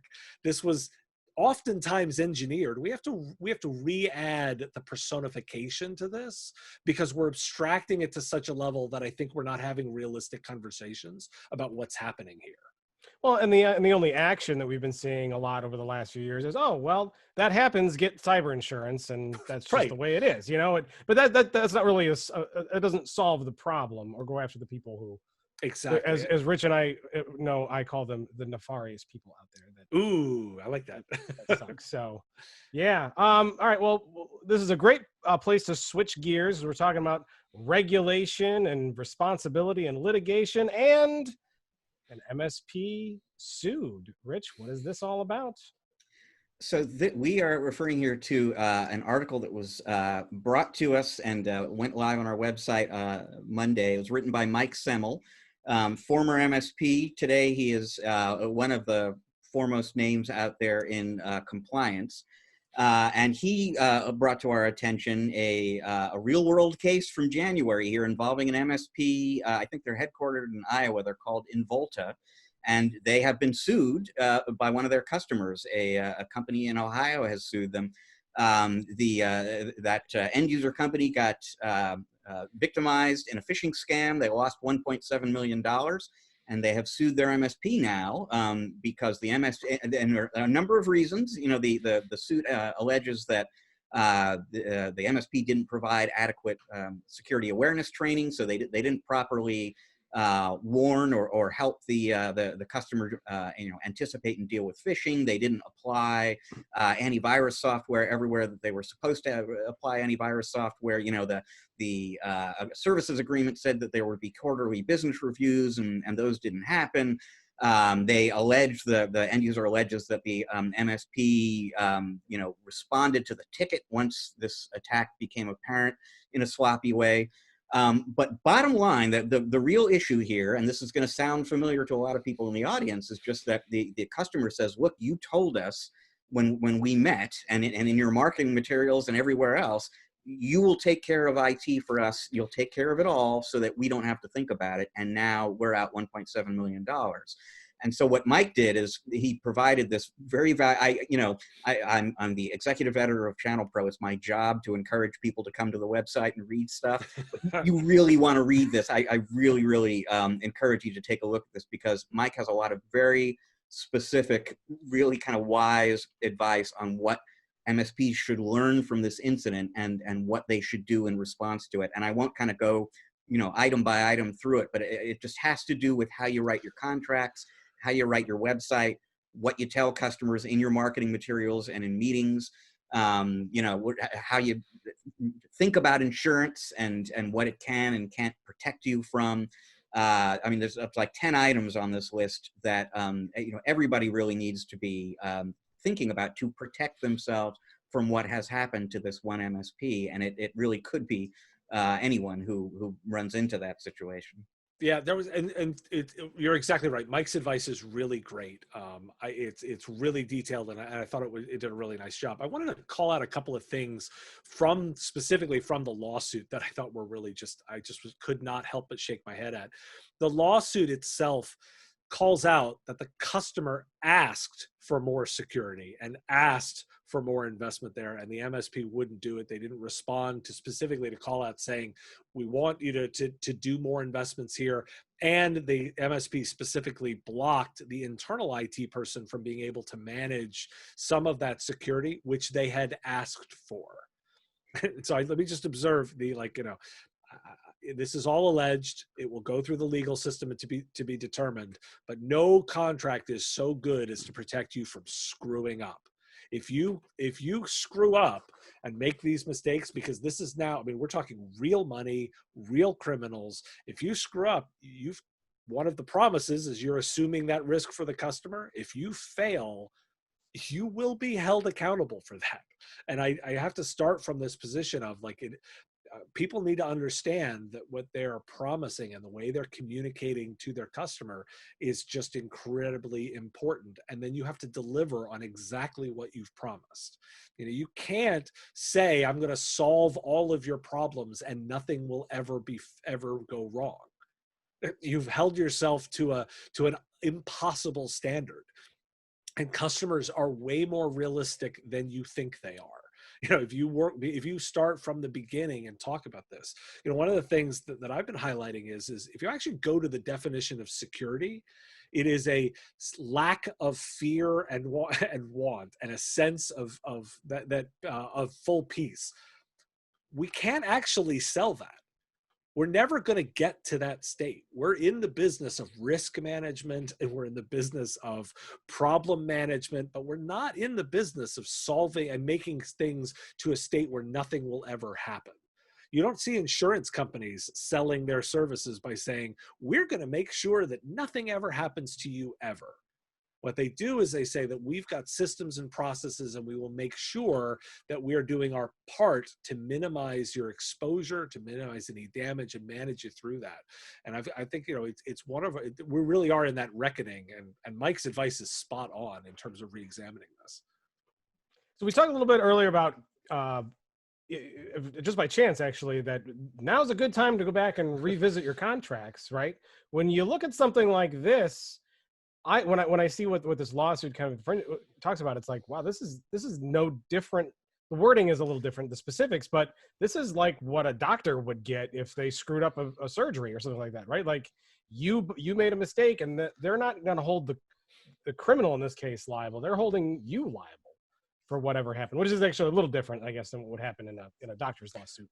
But let's pick out a couple points that I think were really important to stress here, and then we'll invite everyone to go back and read the rest, because this is all good stuff. Rich, pick out one of these points to kind of talk about. Well, there is one I'll point to, because it follows up on something Dave was saying there, which is that if you screw up, there can be massive consequences, up to and including the destruction of a business you've invested a lot of time and effort in. But the screw up doesn't have to be yours.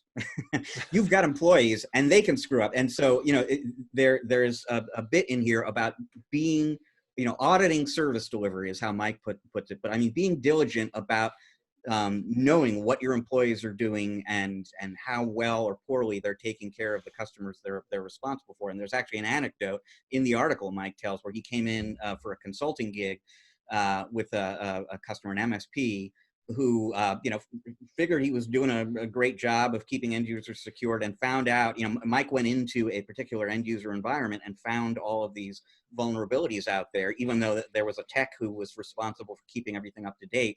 And it turned out upon investigation that this tech had just decided on his own, without telling anybody, that some of these patches Microsoft comes out with every month and that they say are critical aren't really all that critical. I say that's not a critical update, and so I'm just not going to apply it. And therefore, this customer was end user was potentially exposed, and nothing bad came of that. But that is the kind of thing that could sink your business. And so you really do, it's another reason why you need to know how people are taking care of your customers, and really be keeping a close eye on that kind of thing. Because if your company screws up, and that means any of its employees, you're the one who's going to end up feeling the most pain. This business has gotten a lot harder. Let's call it like, let's call it out. You know, for a lot of us that have been at this 20, 25 years and stuff like that, it was a lot easier before, right? But that's because the stakes are a lot higher. The technology is a lot more permeated into every portion of the business. That does mean an upside, by the way. You're commanding better prices. You're a much higher value. You're much more important. We talked about being resilient through the downtime. Well, that's because you're so important, right? They can't turn off their need to deliver on technology because they're so important. But this is the downside. This is the harder bit of making it. I mean, look, I'm going to beat on the drum a little bit more. This is why I'm pro some level of certification and professionalization for that. Is, wouldn't it be great if we had some actual standards that you could really measure your internal organization against to ensure you're doing it, and as opposed to you figuring it out on your own, or looking to, you know, best practices or these guys. Wouldn't it be great if we understood some of those basics that were required to tick the tick boxes? I think that would be a really good move. But Rich, you're spot on with this. Like, you've got to be very, very internally focused on your process to make sure that you're not letting this stuff happen. Yeah, Dave, I'm going to give you the opportunity to pick out one particular point to talk about. I know we're running a little long today. It's a long show, but this is all great stuff. Like, I cannot believe how fast the time has flown by. Pick out one thing to mention. I'm curious to see which one it's going to be. For me, it really was this disconnection between marketing claims and contract promises. Like, that was an important point, because if you're in your marketing, you're talking about solving all your problem, making all the pain go away, but then your contract has long lists of fine print and exclusions and you know, cases you don't handle. You've already set up bad expectations from day one, because they're going to listen to your marketing. That's what got them interested. And they're not going to necessarily internalize all of the fine print. You really need to be thinking about this from the beginning, about the way you talk about it from day one. I really think that we do need to be overhauling the way we have this conversation, because if we're talking about security, this sense of we will get you to the promised land, but that's actually unachievable. And then we have all this contract language we're setting ourselves up for the eventual failure.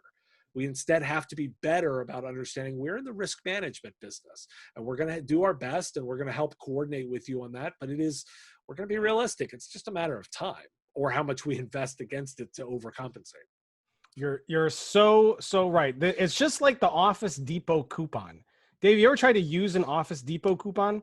They're like, they put on the front, $10 off, blah, blah, blah. And then you flip it over on the back. And it's basically like, we're going to give you $10 off, except we're going to exclude everything in the store. Ace Hardware is mine. Every single month, my wife drops one of these on my desk because she knows I buy my charcoal for my big green egg at Ace Hardware. And on the back, in the little tiny print, is, oh, that $5 off isn't good on charcoal and all these other product lines. And I'm disappointed in it every single month. Right. Yeah. Don't disappoint your customers. I agree. Like, you need to set realistic expectations. And from day one, it's the way you talk about this from the beginning. And I would call out to us as an industry, need to really be examining the way we're having conversations about security in general. And you know what's cool is, as we were sitting here talking, I'm sitting here thinking, well, there are other security industries, right? I mean, protecting a network is really not all that dissimilar from protecting a bank or an arena or a military base, right? And there are private contractors who do those kinds of things. And I have to imagine that industry has worked itself out so that way, if there is a breach to a arena or whatever, and something happens, they're not going to get their butts sued off because they were unable to protect them. They were unable to protect themselves from the criminals, right? I totally agree. Yeah, we can borrow from all of these. There's so many of these other industries that we can look for. You know, we're the younger industry, but that doesn't mean that we can't borrow from the older ones and develop from there. Yeah, I 100% agree. So interesting stuff. I agree with Rich. If there is anything you read at channelpronetwork.com this month, make it this. I think it's going to give you a lot of really sound advice. The one I wanted to mention was number 6, which is don't investigate incidents. Wow, I never would have thought about that one, but everything Mike Semel, if you've never met him, he is like a super duper smart guy. Get his book, I will also say, which is also good. Everybody needs to start following this right now. Go to channelpronetwork.com right now and read it. Super, super important. All right, we are going to take a break. We have a special guest interview with Sanjeev Menon. He is actually a resident of Beijing, China, who stayed up really, really, really late his time yesterday to talk with us. He is the vice president of the global SMB business in Lenovo's Intelligent Devices Group. It's a really good interview. Please stick around and watch it, and we will see you on the other side. Check it out now.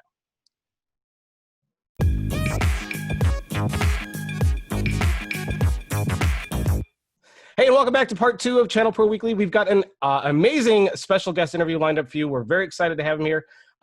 We all know that in this time of the coronavirus, the SMB hardware market is kind of going gangbusters right now as we are looking to get employees working remotely with new laptops and new desktops and all kinds of things that's necessary to facilitate remote work. And one of the companies that we often turn to for that hardware is Lenovo, and we have with us here today the vice president of the global SMB business unit in the Intelligent Devices Group, Sanjeev Menon. Welcome, Sanjeev.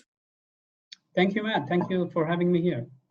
Thanks for being on. I know this is there's quite a bit of a time zone delay, I believe, between us and now. We're recording this in the morning, and this is probably pretty late at night for you. It is, yes, it is. Well, thank you for. I'm happy to be on the show. Yeah, good, I'm happy to be on the show and talking about both the transformation and how the market's doing in this changing scenario. Well, I appreciate you delaying your bedtime to join us here today. So let's start first by having folks telling us a little bit about who you are, your background, and a little bit about what you do at Lenovo. So I'm the vice president of the global SMB business in Lenovo. I manage the product portfolio, which includes laptops, desktops, connected accessories, and also take care of the business transformation initiatives in Lenovo. So I've been in Lenovo since 2005, the time of the IBM PC acquisition. And I stay in Beijing. And when I'm not working, I'm mostly having fun with my friends, catching up with them on a game of tennis. So, as Matt says, the whole coronavirus situation has completely shaken up the hardware market in SMB and beyond. So, I mean, rewind the clock a little bit. Let's go back to that sort of March, April timeframe where here in the U.S., at least, stay-at-home orders are going into effect. All of a sudden, you've got people, needing to work from home. What kind of impact did all of that have on the PC market from a Lenovo perspective? So, what we saw was clearly that the pandemic did bring some significant shifts, especially in terms of IT priorities and IT spending. Clearly, the first thing that we saw companies do is to equip the people to be able to work from home or work remotely from wherever they were at that point in time. And that meant the first thing that came up from a priority perspective was enabling them with laptops. So clearly we saw a surge in terms of customers buying notebooks, whether it is for learn from home or work from home or just for gaming, right? So we definitely saw the market and customers bringing in that, kind of focusing on that form factor, but not just laptops. I mean, the whole connected ecosystem, which includes accessories, visuals, monitors, right? So everything that was needed to kind of replicate that office setup was something that we saw, customers rush into. And I mean, has there been any change? We're a few months into this world that we find ourselves in now since that initial rush. As the situation has stabilized a little bit, have you seen any shifts in demand in terms of what people are looking to get now? So this is still playing out, Rich, in my view. So I don't think we've come to a point of stabilization where we can say very clearly this is how the market is going to behave for the foreseeable future. But I think what we can clearly see is that, in terms of transformation, in terms of the digital transformation journey, customers realize this is extremely critical. And I think policies in terms of whether work now or how they would behave in terms of when employees return back to work, all of those are being written out right now.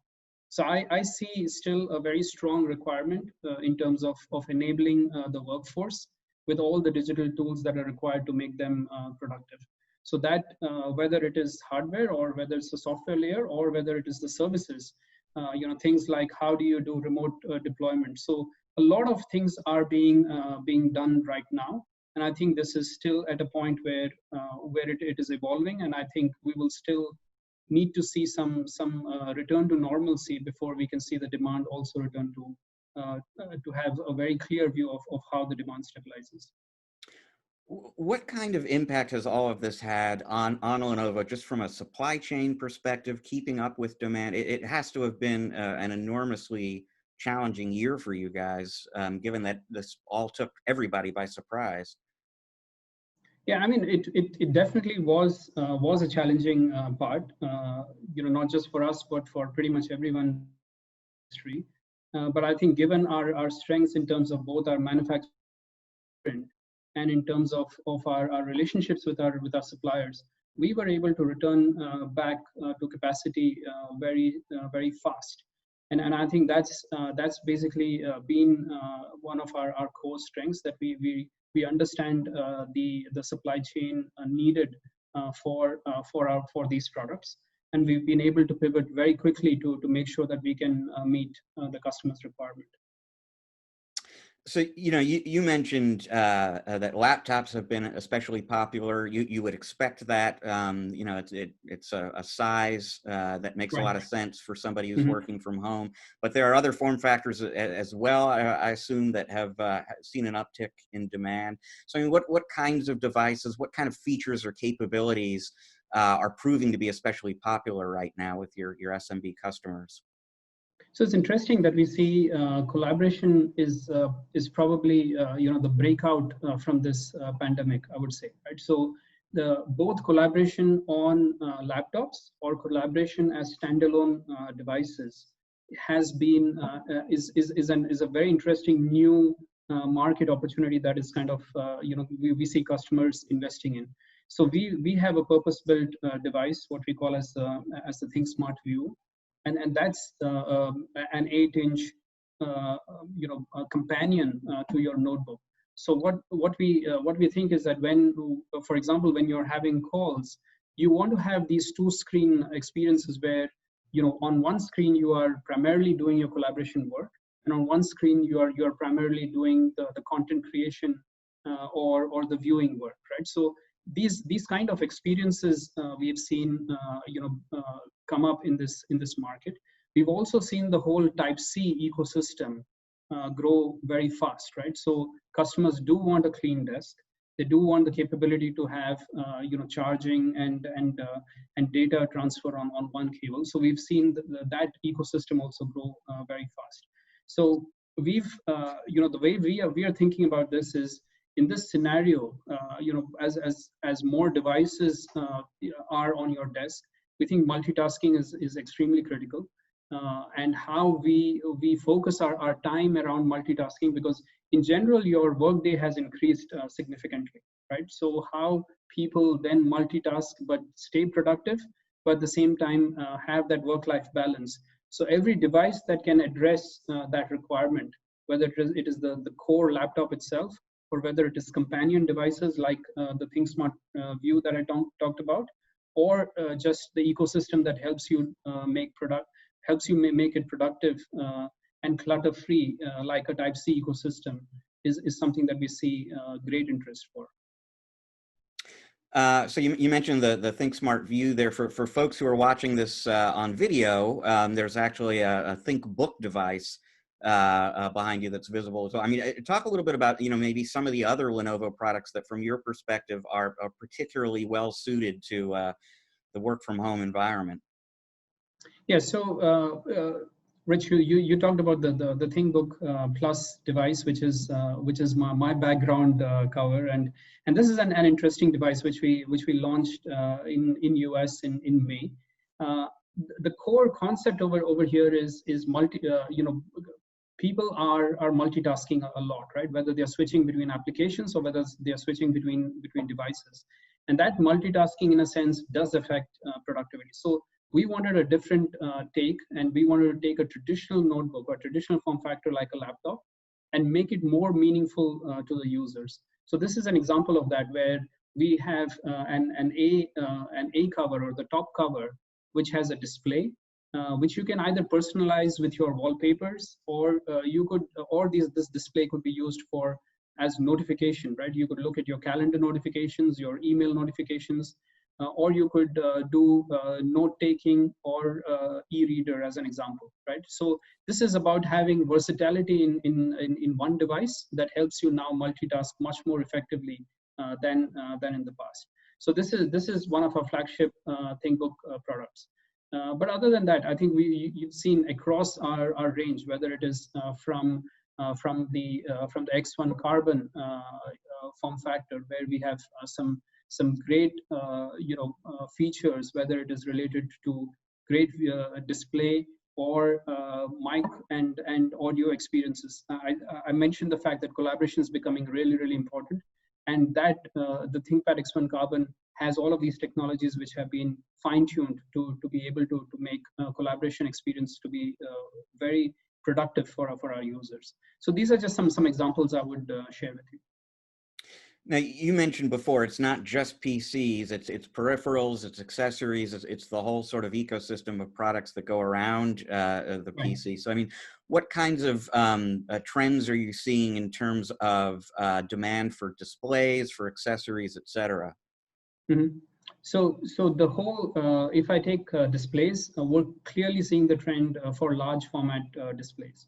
27-inch, 32-inch displays.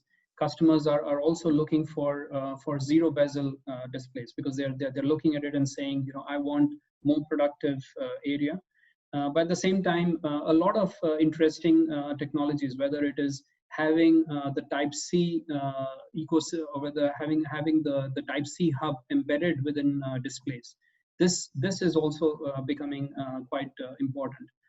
Because of the time that you just spend on the desktop, on your desktop, or in your workspace, we're seeing a lot of inquiries around low blue light displays, right? So people want to make sure that this is a comfortable experience. So display as a category, whether it is for work or whether it is for gaming, we've seen a huge interest in this category. And then the whole accessory ecosystem around headphones, speakers, cables. This is again a category which is very, very interesting at this point in time. I think there's some correlation between the type of work that people are doing on these notebooks from a work from home perspective. Because would you say that pre-pandemic, a lot of the times notebooks are deployed and they're used for a go between the office and home kind of environment. Mm-hmm. So you were looking at the 13 to 14-inch size because you want that to be portable. But if you're buying all these accessories now and displays, it sounds like people are setting up shop at home and then camping there to be more productive. So do you think that's going to impact how the kinds of devices that Lenovo designs going forward? Like, do you think there'll be an emphasis on maybe larger screen notebooks, for example, that may have been too heavy to tote around, but might be popular these days since people are more just setting up at home on a table? Or do you think there'll be a resurgence in desktops? Are you seeing that? It's hard to say what form factor will evolve in the future. I think what we do see right now, the focus is clearly around mobility, because I think the work is going to be not completely remote. It is going to be a mix between work from anywhere, in a sense, right? Work from home, work from office. So the mobility or the connected mobility I would talk about is definitely one of the features. So I still see the form factor around notebooks still gaining momentum, based on this dual work scenario, and mobility is still going to be a very critical part of the customer requirement. But I also see, as I mentioned earlier, or as I alluded earlier, is that collaboration capabilities within notebook is going to be extremely critical, right? So what kind of mic technologies do you use? What kind of audio do you have? What kind of audio cancellation do you have, right? So just enhancing that collaboration experience for that real time work is going to be critical. You know, I've spoken to some people recently who feel like there is a big opportunity in the hardware market coming up. You know, back again in that March, April timeframe, the priority was just getting everybody online and productive with, you know, whatever was available. Right. And now there's this opportunity to go back to those same people again, get them, you know, upgraded to state-of-the-art equipment, more secure connections, better webcams, et cetera. As you look, you know, ahead, and you as you noted before, there's a lot of uncertainty still in the world. But as you look at the rest of the year, you look beyond that, what kind of longer-term opportunities do you see out there for your partners? So, you know, clearly I talked about customers embarking on this journey of you know, being more digital than they were earlier. So just that you know, cognizance opens up many new opportunities for our partners. I think the basic opportunity clearly still remains around infrastructure, whether it is the things that we talked about: laptops, desktops, accessories, visuals, all of those, right? So there's clearly the basic layer which is of interest. But I think we're looking customers wanting more value-added solutions, right? So even within devices, device as a service model is emerging. So we clearly see partners having the capability of not just providing device, but also device as a service is going to be critical. But at the same time, we also see opportunities around you know, what kind of service capabilities. You know, gone are the days when you could only have an on-site capability. You have to pivot yourself to be able to offer some kind of remote deployment, remote management capability. At the same time, I think there are going to be some interesting new opportunities around collaboration, whether it is purpose-built devices or just setting up the whole new collaboration infrastructure. And at the same time, also enabling some kind of new IoT based technologies, because work is going to be kind of time sliced between remote and online and offline, or remote, or you know, in office or out of office. But you still need that capability and that real time feedback. So I see all of these areas emerging, Rich. I think it's going to be a bouquet of offerings, and partners who focused on one have got a great opportunity now to work together or collaborate with their customers on this whole digital transformation journey, which just opens up a whole new range of opportunities for hardware, software, and services, and also some vertical solutions like IoT and collaboration devices. Yeah, well, and to that last point, you know, we've been focusing on the work from home scenario here in this conversation so far, and I don't know if this is something your group addresses or if it's a different part of the Lenovo business, but I mean, obviously there's increased need for remote learning technology these days, telehealth and so on. Are there vertical industry opportunities out there that have become bigger, are going to become bigger down the road? So as you mentioned, I think learn from home is here to stay. I think there is that definitely you know, schools, colleges will have to bring in this into the mix, into their delivery mix, and they'll have to evolve new techniques in terms of making this more engaging. So from Lenovo side, you know, we have teams. We have I think both from the hardware perspective, we have you know, notebooks which kind of focus around this scenario. But at the same time, we also have some vertical solutions, like for example our LAN School software.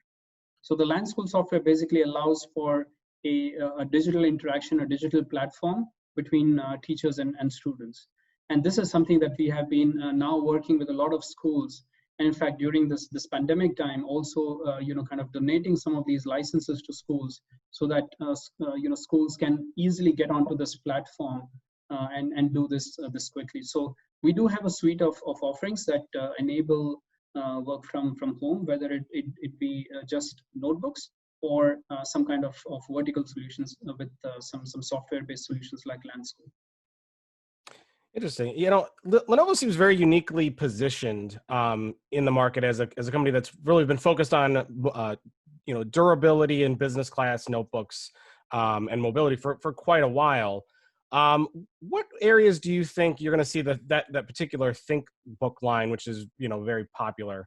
Where is that going to go in the future? Are we going to see some more expansion there, with more offerings for SMB businesses specifically? So when we launched the ThinkBook, we targeted it very specifically to a customer need that we saw, and the customer need was the following. We saw a lot of small business customers investing in notebooks, which really were not commercial class, right? So they were kind of attracted to the design, but they were not commercial class, and the services that were offered or the durability, ruggedity that was there was missing, right? So we addressed the ThinkBook lineup to these customers, right? So it's really focused around the modern professional. It's a business class it's a business class notebook, but it's a great looking from a design perspective. So this is the balance that we were kind of looking for. So we see this trend, and this addressed kind of this new generational shift that we saw in the workforce, right? Especially the new generational workforce, which really wanted a crafted identity. So the ThinkBook lineup was targeted towards this set of users. So clearly, this requirement is there. This generation of users are not going anywhere, and we definitely think there should be more and more interesting form factors that should address the requirement. And the ThinkBook Plus that I have as my wallpaper is an example of that, right? Bringing in some new innovation for this new class of users who are kind of born in the mobile world, right? And want those kind of experiences in every device that they work on. And now, is that going to evolve upwards into the ThinkPad line as well? Because I imagine as more of that generation grows and is entering the workforce, they're going to still want those types of devices, right? So is the ThinkPad line going to eventually change or evolve to meet those needs in the future as well? Yeah, so I think the positioning for these two products are very clear, right? I think ThinkPad has a legacy which has been built over many years, right? And customers clearly understand what the DNA of the product is. It's an innovative product. It's a classic product. Its DNA is around reliability and all the leading technologies that we can package into a notebook design, right? The ThinkBook lineup is focused around small and medium business, where we did see a behavior of these businesses really focusing on consumer grade products, and we wanted to make sure that the products that they invest in are something that they don't really need to end up paying a lot of service costs. So we see both these lines coexisting, and with this and with these two products, I think we have a range of offerings that both address the diversity in an SMB marketplace, because the SMB market is very diverse, both in terms of size and in terms of people or workforce. And I think these two product lines play well to address that diversity.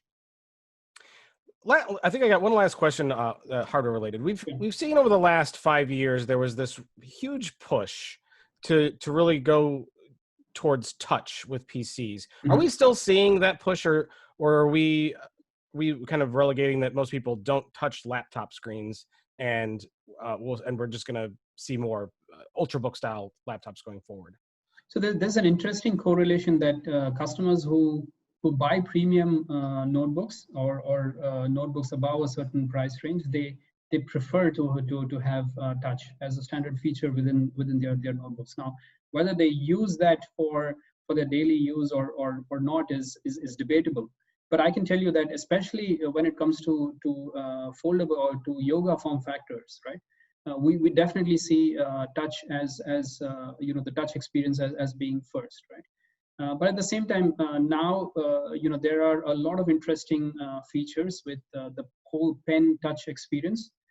Is definitely a different user experience, right? So if it was just traditional touch, things that you could do through your touchpad or your keyboard, this is an augmented user experience. But when it comes to something unique, where you're either flipping it into a tablet mode or you're using your pen, I think those experiences definitely touch does light up something totally new.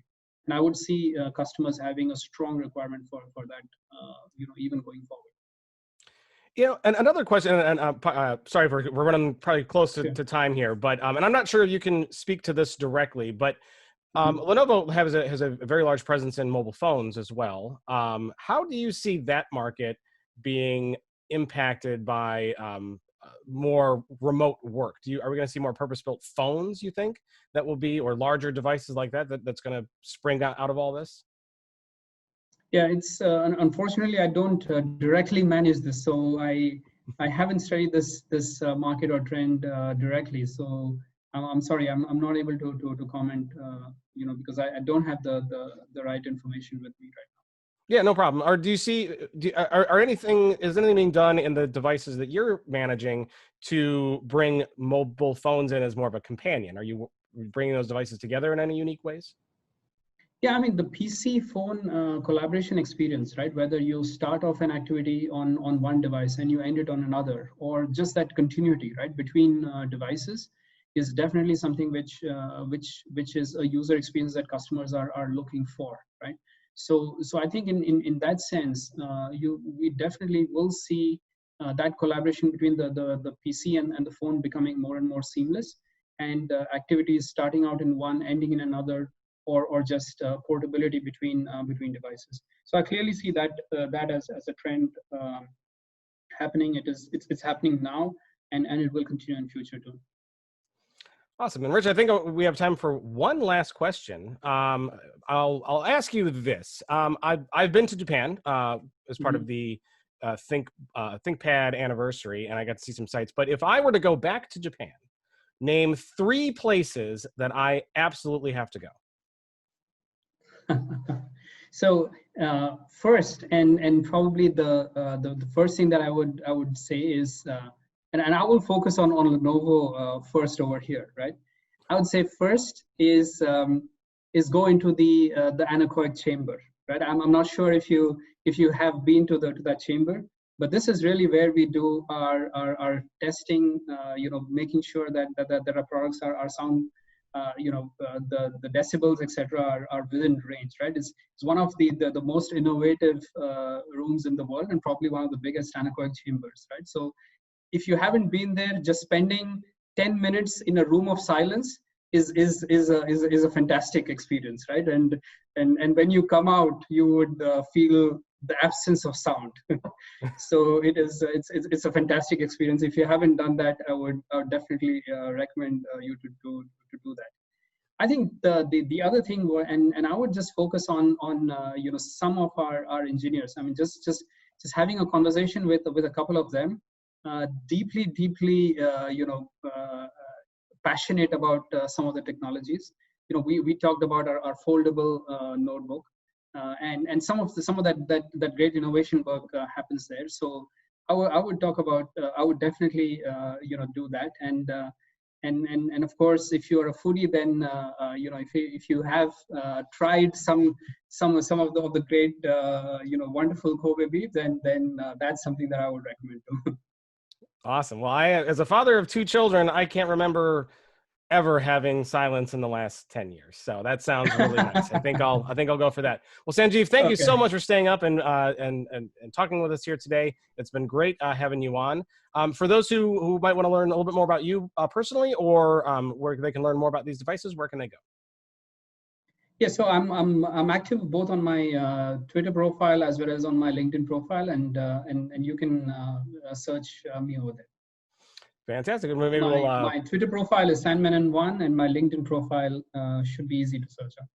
Excellent. Okay, well, we will direct everyone to go and check you out there. We are going to take a quick break. But thank you again for Sanjeev for joining us here today. And when we come back, we're going to wrap up our show with our regular end of the show features. I got a museum pick and a tech pick, and Rich will pull out his crystal ball and try and predict the future, which doesn't work most of the time. But hey, we'll see what happens this week. Stick around. We'll be right back.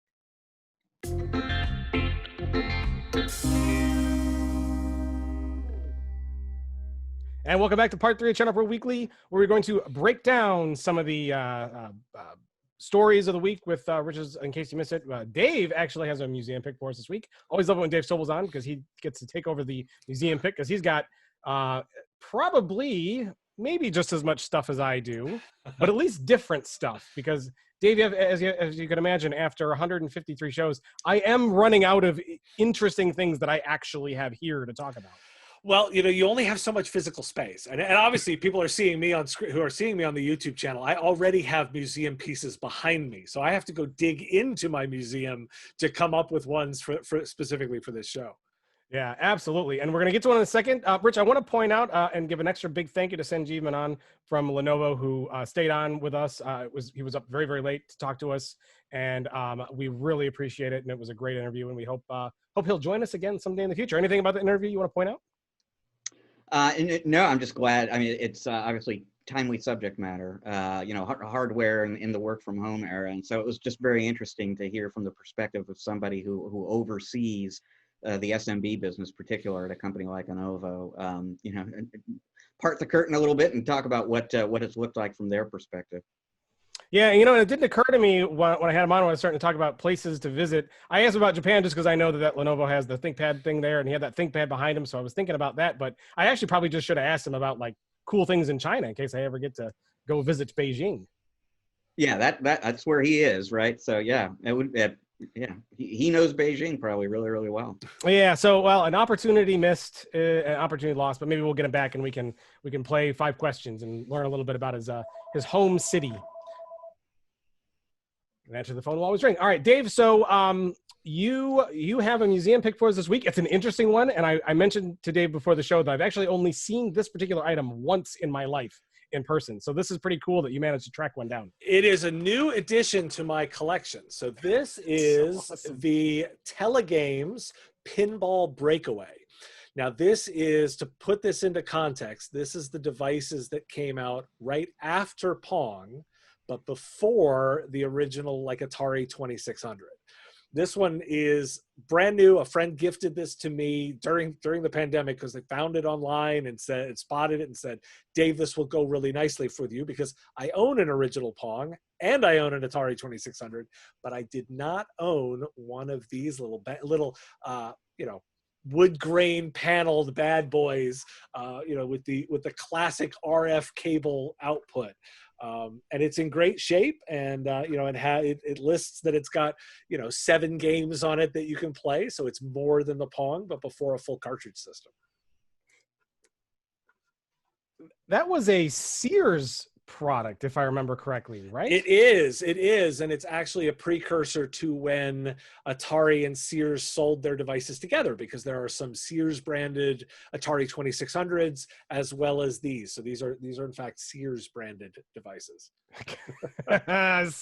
Wow, that is absolutely amazing. Now, Rich, this is like right down your gaming alley. Did you have one of these hooked up to your TV? No. So I had. It wasn't even the 2600. I think it was like the Atari gaming console that because the 2600 was actually like a computer, right? Well, the Atari 800 is the computer. The 2600 is the little wood grain thing that puts the cartridges in. And that is the one that I had. So yeah. Yeah. So this predates that a little bit, and that's been, I know that particular devices like that were like when Pong was just like, it was the most amazing graphical achievement mankind had ever come up with, which is a little dot that went back and forth, but people were scrambling to get devices to play that game at home. And you remember that, Dave, I can't remember if the Telegames came with it, but there was a lot of companies that would give you these like overlays to put on top of your TV at the time. So it looked like a tennis field or something like that. So as it was like kind of translucent, so you could see through it, so you could still see the thing go back and forth. My classic Vectrex has that too, because I've got the Vectrex had the slide down one so that you get color over the vector graphics. It's a super cool way of doing this, and of course, did not hold up well. No, it did not. No, it did not. But that is awesome. Now, do you know what that particular device retailed for new? I have no idea. I'm reasonably confident it was disproportionate. That it was way more than it should have been. Yeah, that is probably true. I'll see if I could figure out $79.99. Okay, at least it's that's what some person paid back in the day. I don't know if that was the original. But back in MSRP. $79. $77. So that's a big investment for 77. That is, yeah. That was, I want in today's money that would be several hundred. Yes, it would. Dollars in today's money. So that's That is pretty cool. What an amazing find, Dave, and thank you for bringing on to share that with us. I'm going to take the tech pick. Now, I looked far and wide for a paddle controller to recommend so you could recreate the Pong paddle wheel experience on a PC. And boy, I just could not find a good one to recommend. There's some on eBay, but some seem kind of sketchy, not very well built. So what I decided to do was say, well, hey, back in 1977, that particular device was the epitome of gaming, bringing that into your home. What would something like that can do the epitome of gaming today look like? And I will tell you what it will look like, and it will look something like this. So this is the Alienware M15R3 gaming notebook. I'll spin that around there. Look at the back of that thing, guys. Look at that beauty. I had the M11 for a while when they were in the netbook space. So those are nice laptops. They are very, very nice. It's got a good distinct style, not the lightest thing in the world. 15.6-inch display, 10th generation Intel Core i9, 10980 HK processor, up to 4 terabytes of storage, and up to the NVIDIA GeForce RTX 2080 Super card with 8 gigs GDDR6 RAM, 32 gigs of DDR4 memory. That's a lot of gaming power right there. And I bet I'll laugh and go, I've moved on from, so I'm a gamer, and if you're seeing me on the video screen, so this side of my office is my gaming rig. It's entirely cloud-based now. I do all of my gaming streaming with a little hockey puck, and the company is called Shadow, and they're at shadow.tech. And so I have my own instance of Windows 10 that I spin up, and it streams in 4K HDR, 60 frames a second over my internet connection. But all that's here is $100 and some hockey puck that I plug in my controllers to, and everything's in the cloud. So I like that laptop, but I tell people to start looking at what's happening with cloud gaming. Well, no doubt there is. And Rich, we've even talked about this on the show before. That eventually, gaming will end up being in the cloud. No one will want to buy the hardware resources necessary to do that. But it's still you're ahead of the game, I think, in terms of gaming. I'm trying. And I've tried a couple of the streaming services. I have not had the best luck with them. I think a lot of it depends on where you live and. But it's been a year since I've tried any of them, and I don't know if I've tried Shadow, so I might have to check that one out too. It's a cool little startup, so I definitely think that they are worth taking a look at. Yeah, cool. I will check them out. But if you want to have a powerful rig of your own to do other things as well, something like that would do the job. And it's just, Dave, there's something nice about having that nice, powerful laptop. It really is. It's pretty cool. Fun time. So anyway, that's my tech pick. Beautiful notebook, the Alienware M15R3. Rich, please tell us what Mr. James Gaskin has in store for us, in case you missed it this week, and what we might be able to see in the future. Well, yes, indeed. So every Friday on ChannelProNetwork.com, our own James Gaskin reviews news from the week that was, kind of fills you in on some interesting things you might have overlooked, including a new digital signing solution from the folks at SureWeb. KnowBe4 actually has an interesting new product to check out. Fortinet has gotten into cloud-to-cloud SD-WAN. Actually, it's been an interesting week for not Blockbuster, but solutions worth knowing about. Now, looking ahead to next week in the crystal ball, I predict that a lot of the news you're going to be reading about is going to concern Microsoft Inspire, Microsoft's partner conference, which is taking place online, like all the conferences are, will be taking place next week. And we will be watching very closely to see what the company has to say about changes to the partner program, and also beyond that, what kinds of product news they might be announcing, what kind of strategic news, what they have to say even just about the coronavirus situation right now. So big week in the conference world. Very fun stuff. So I think we should all look forward to that. I'm also going to, Dave, I think I'm going to go out and see if anybody has that Alienware MR15 laptop and see if they could benchmark Pong playing on it for me. I want to see if we can get into the trillions of frames per second. I want to see that. You report back, because I'm dying to know that one. That'd be fun. So hopefully maybe we'll get an answer to that. Dave Sobel, everyone, the host of the Business of Tech podcast, former MSP and vendor executive of all kinds of companies, including SolarWinds. Dave, always a pleasure having you on. Thank you so much for being here. Where can people go to learn more about you and watch your show and all that stuff? Sure. Well, thanks for having me. This is an awful lot of fun. So you can subscribe to everything that I do is at mspradio.com. There's a big blue subscribe button to catch the Business of Tech, which is available every single day on your podcatcher of choice. Additionally, put out editorial comments and longer pieces that come out on my YouTube channel, and you can click the same big blue subscribe button and find me on YouTube there, as well as all of the socials. There's links, everything you need there. Again, mspradio.com. Excellent. We will put a link to that on our show notes page, as well as our description area on YouTube. So make sure you find it there. But definitely check it out. The host of Business Tech, host of the Business of the Dave. I can talk today. I know we've been at this too long.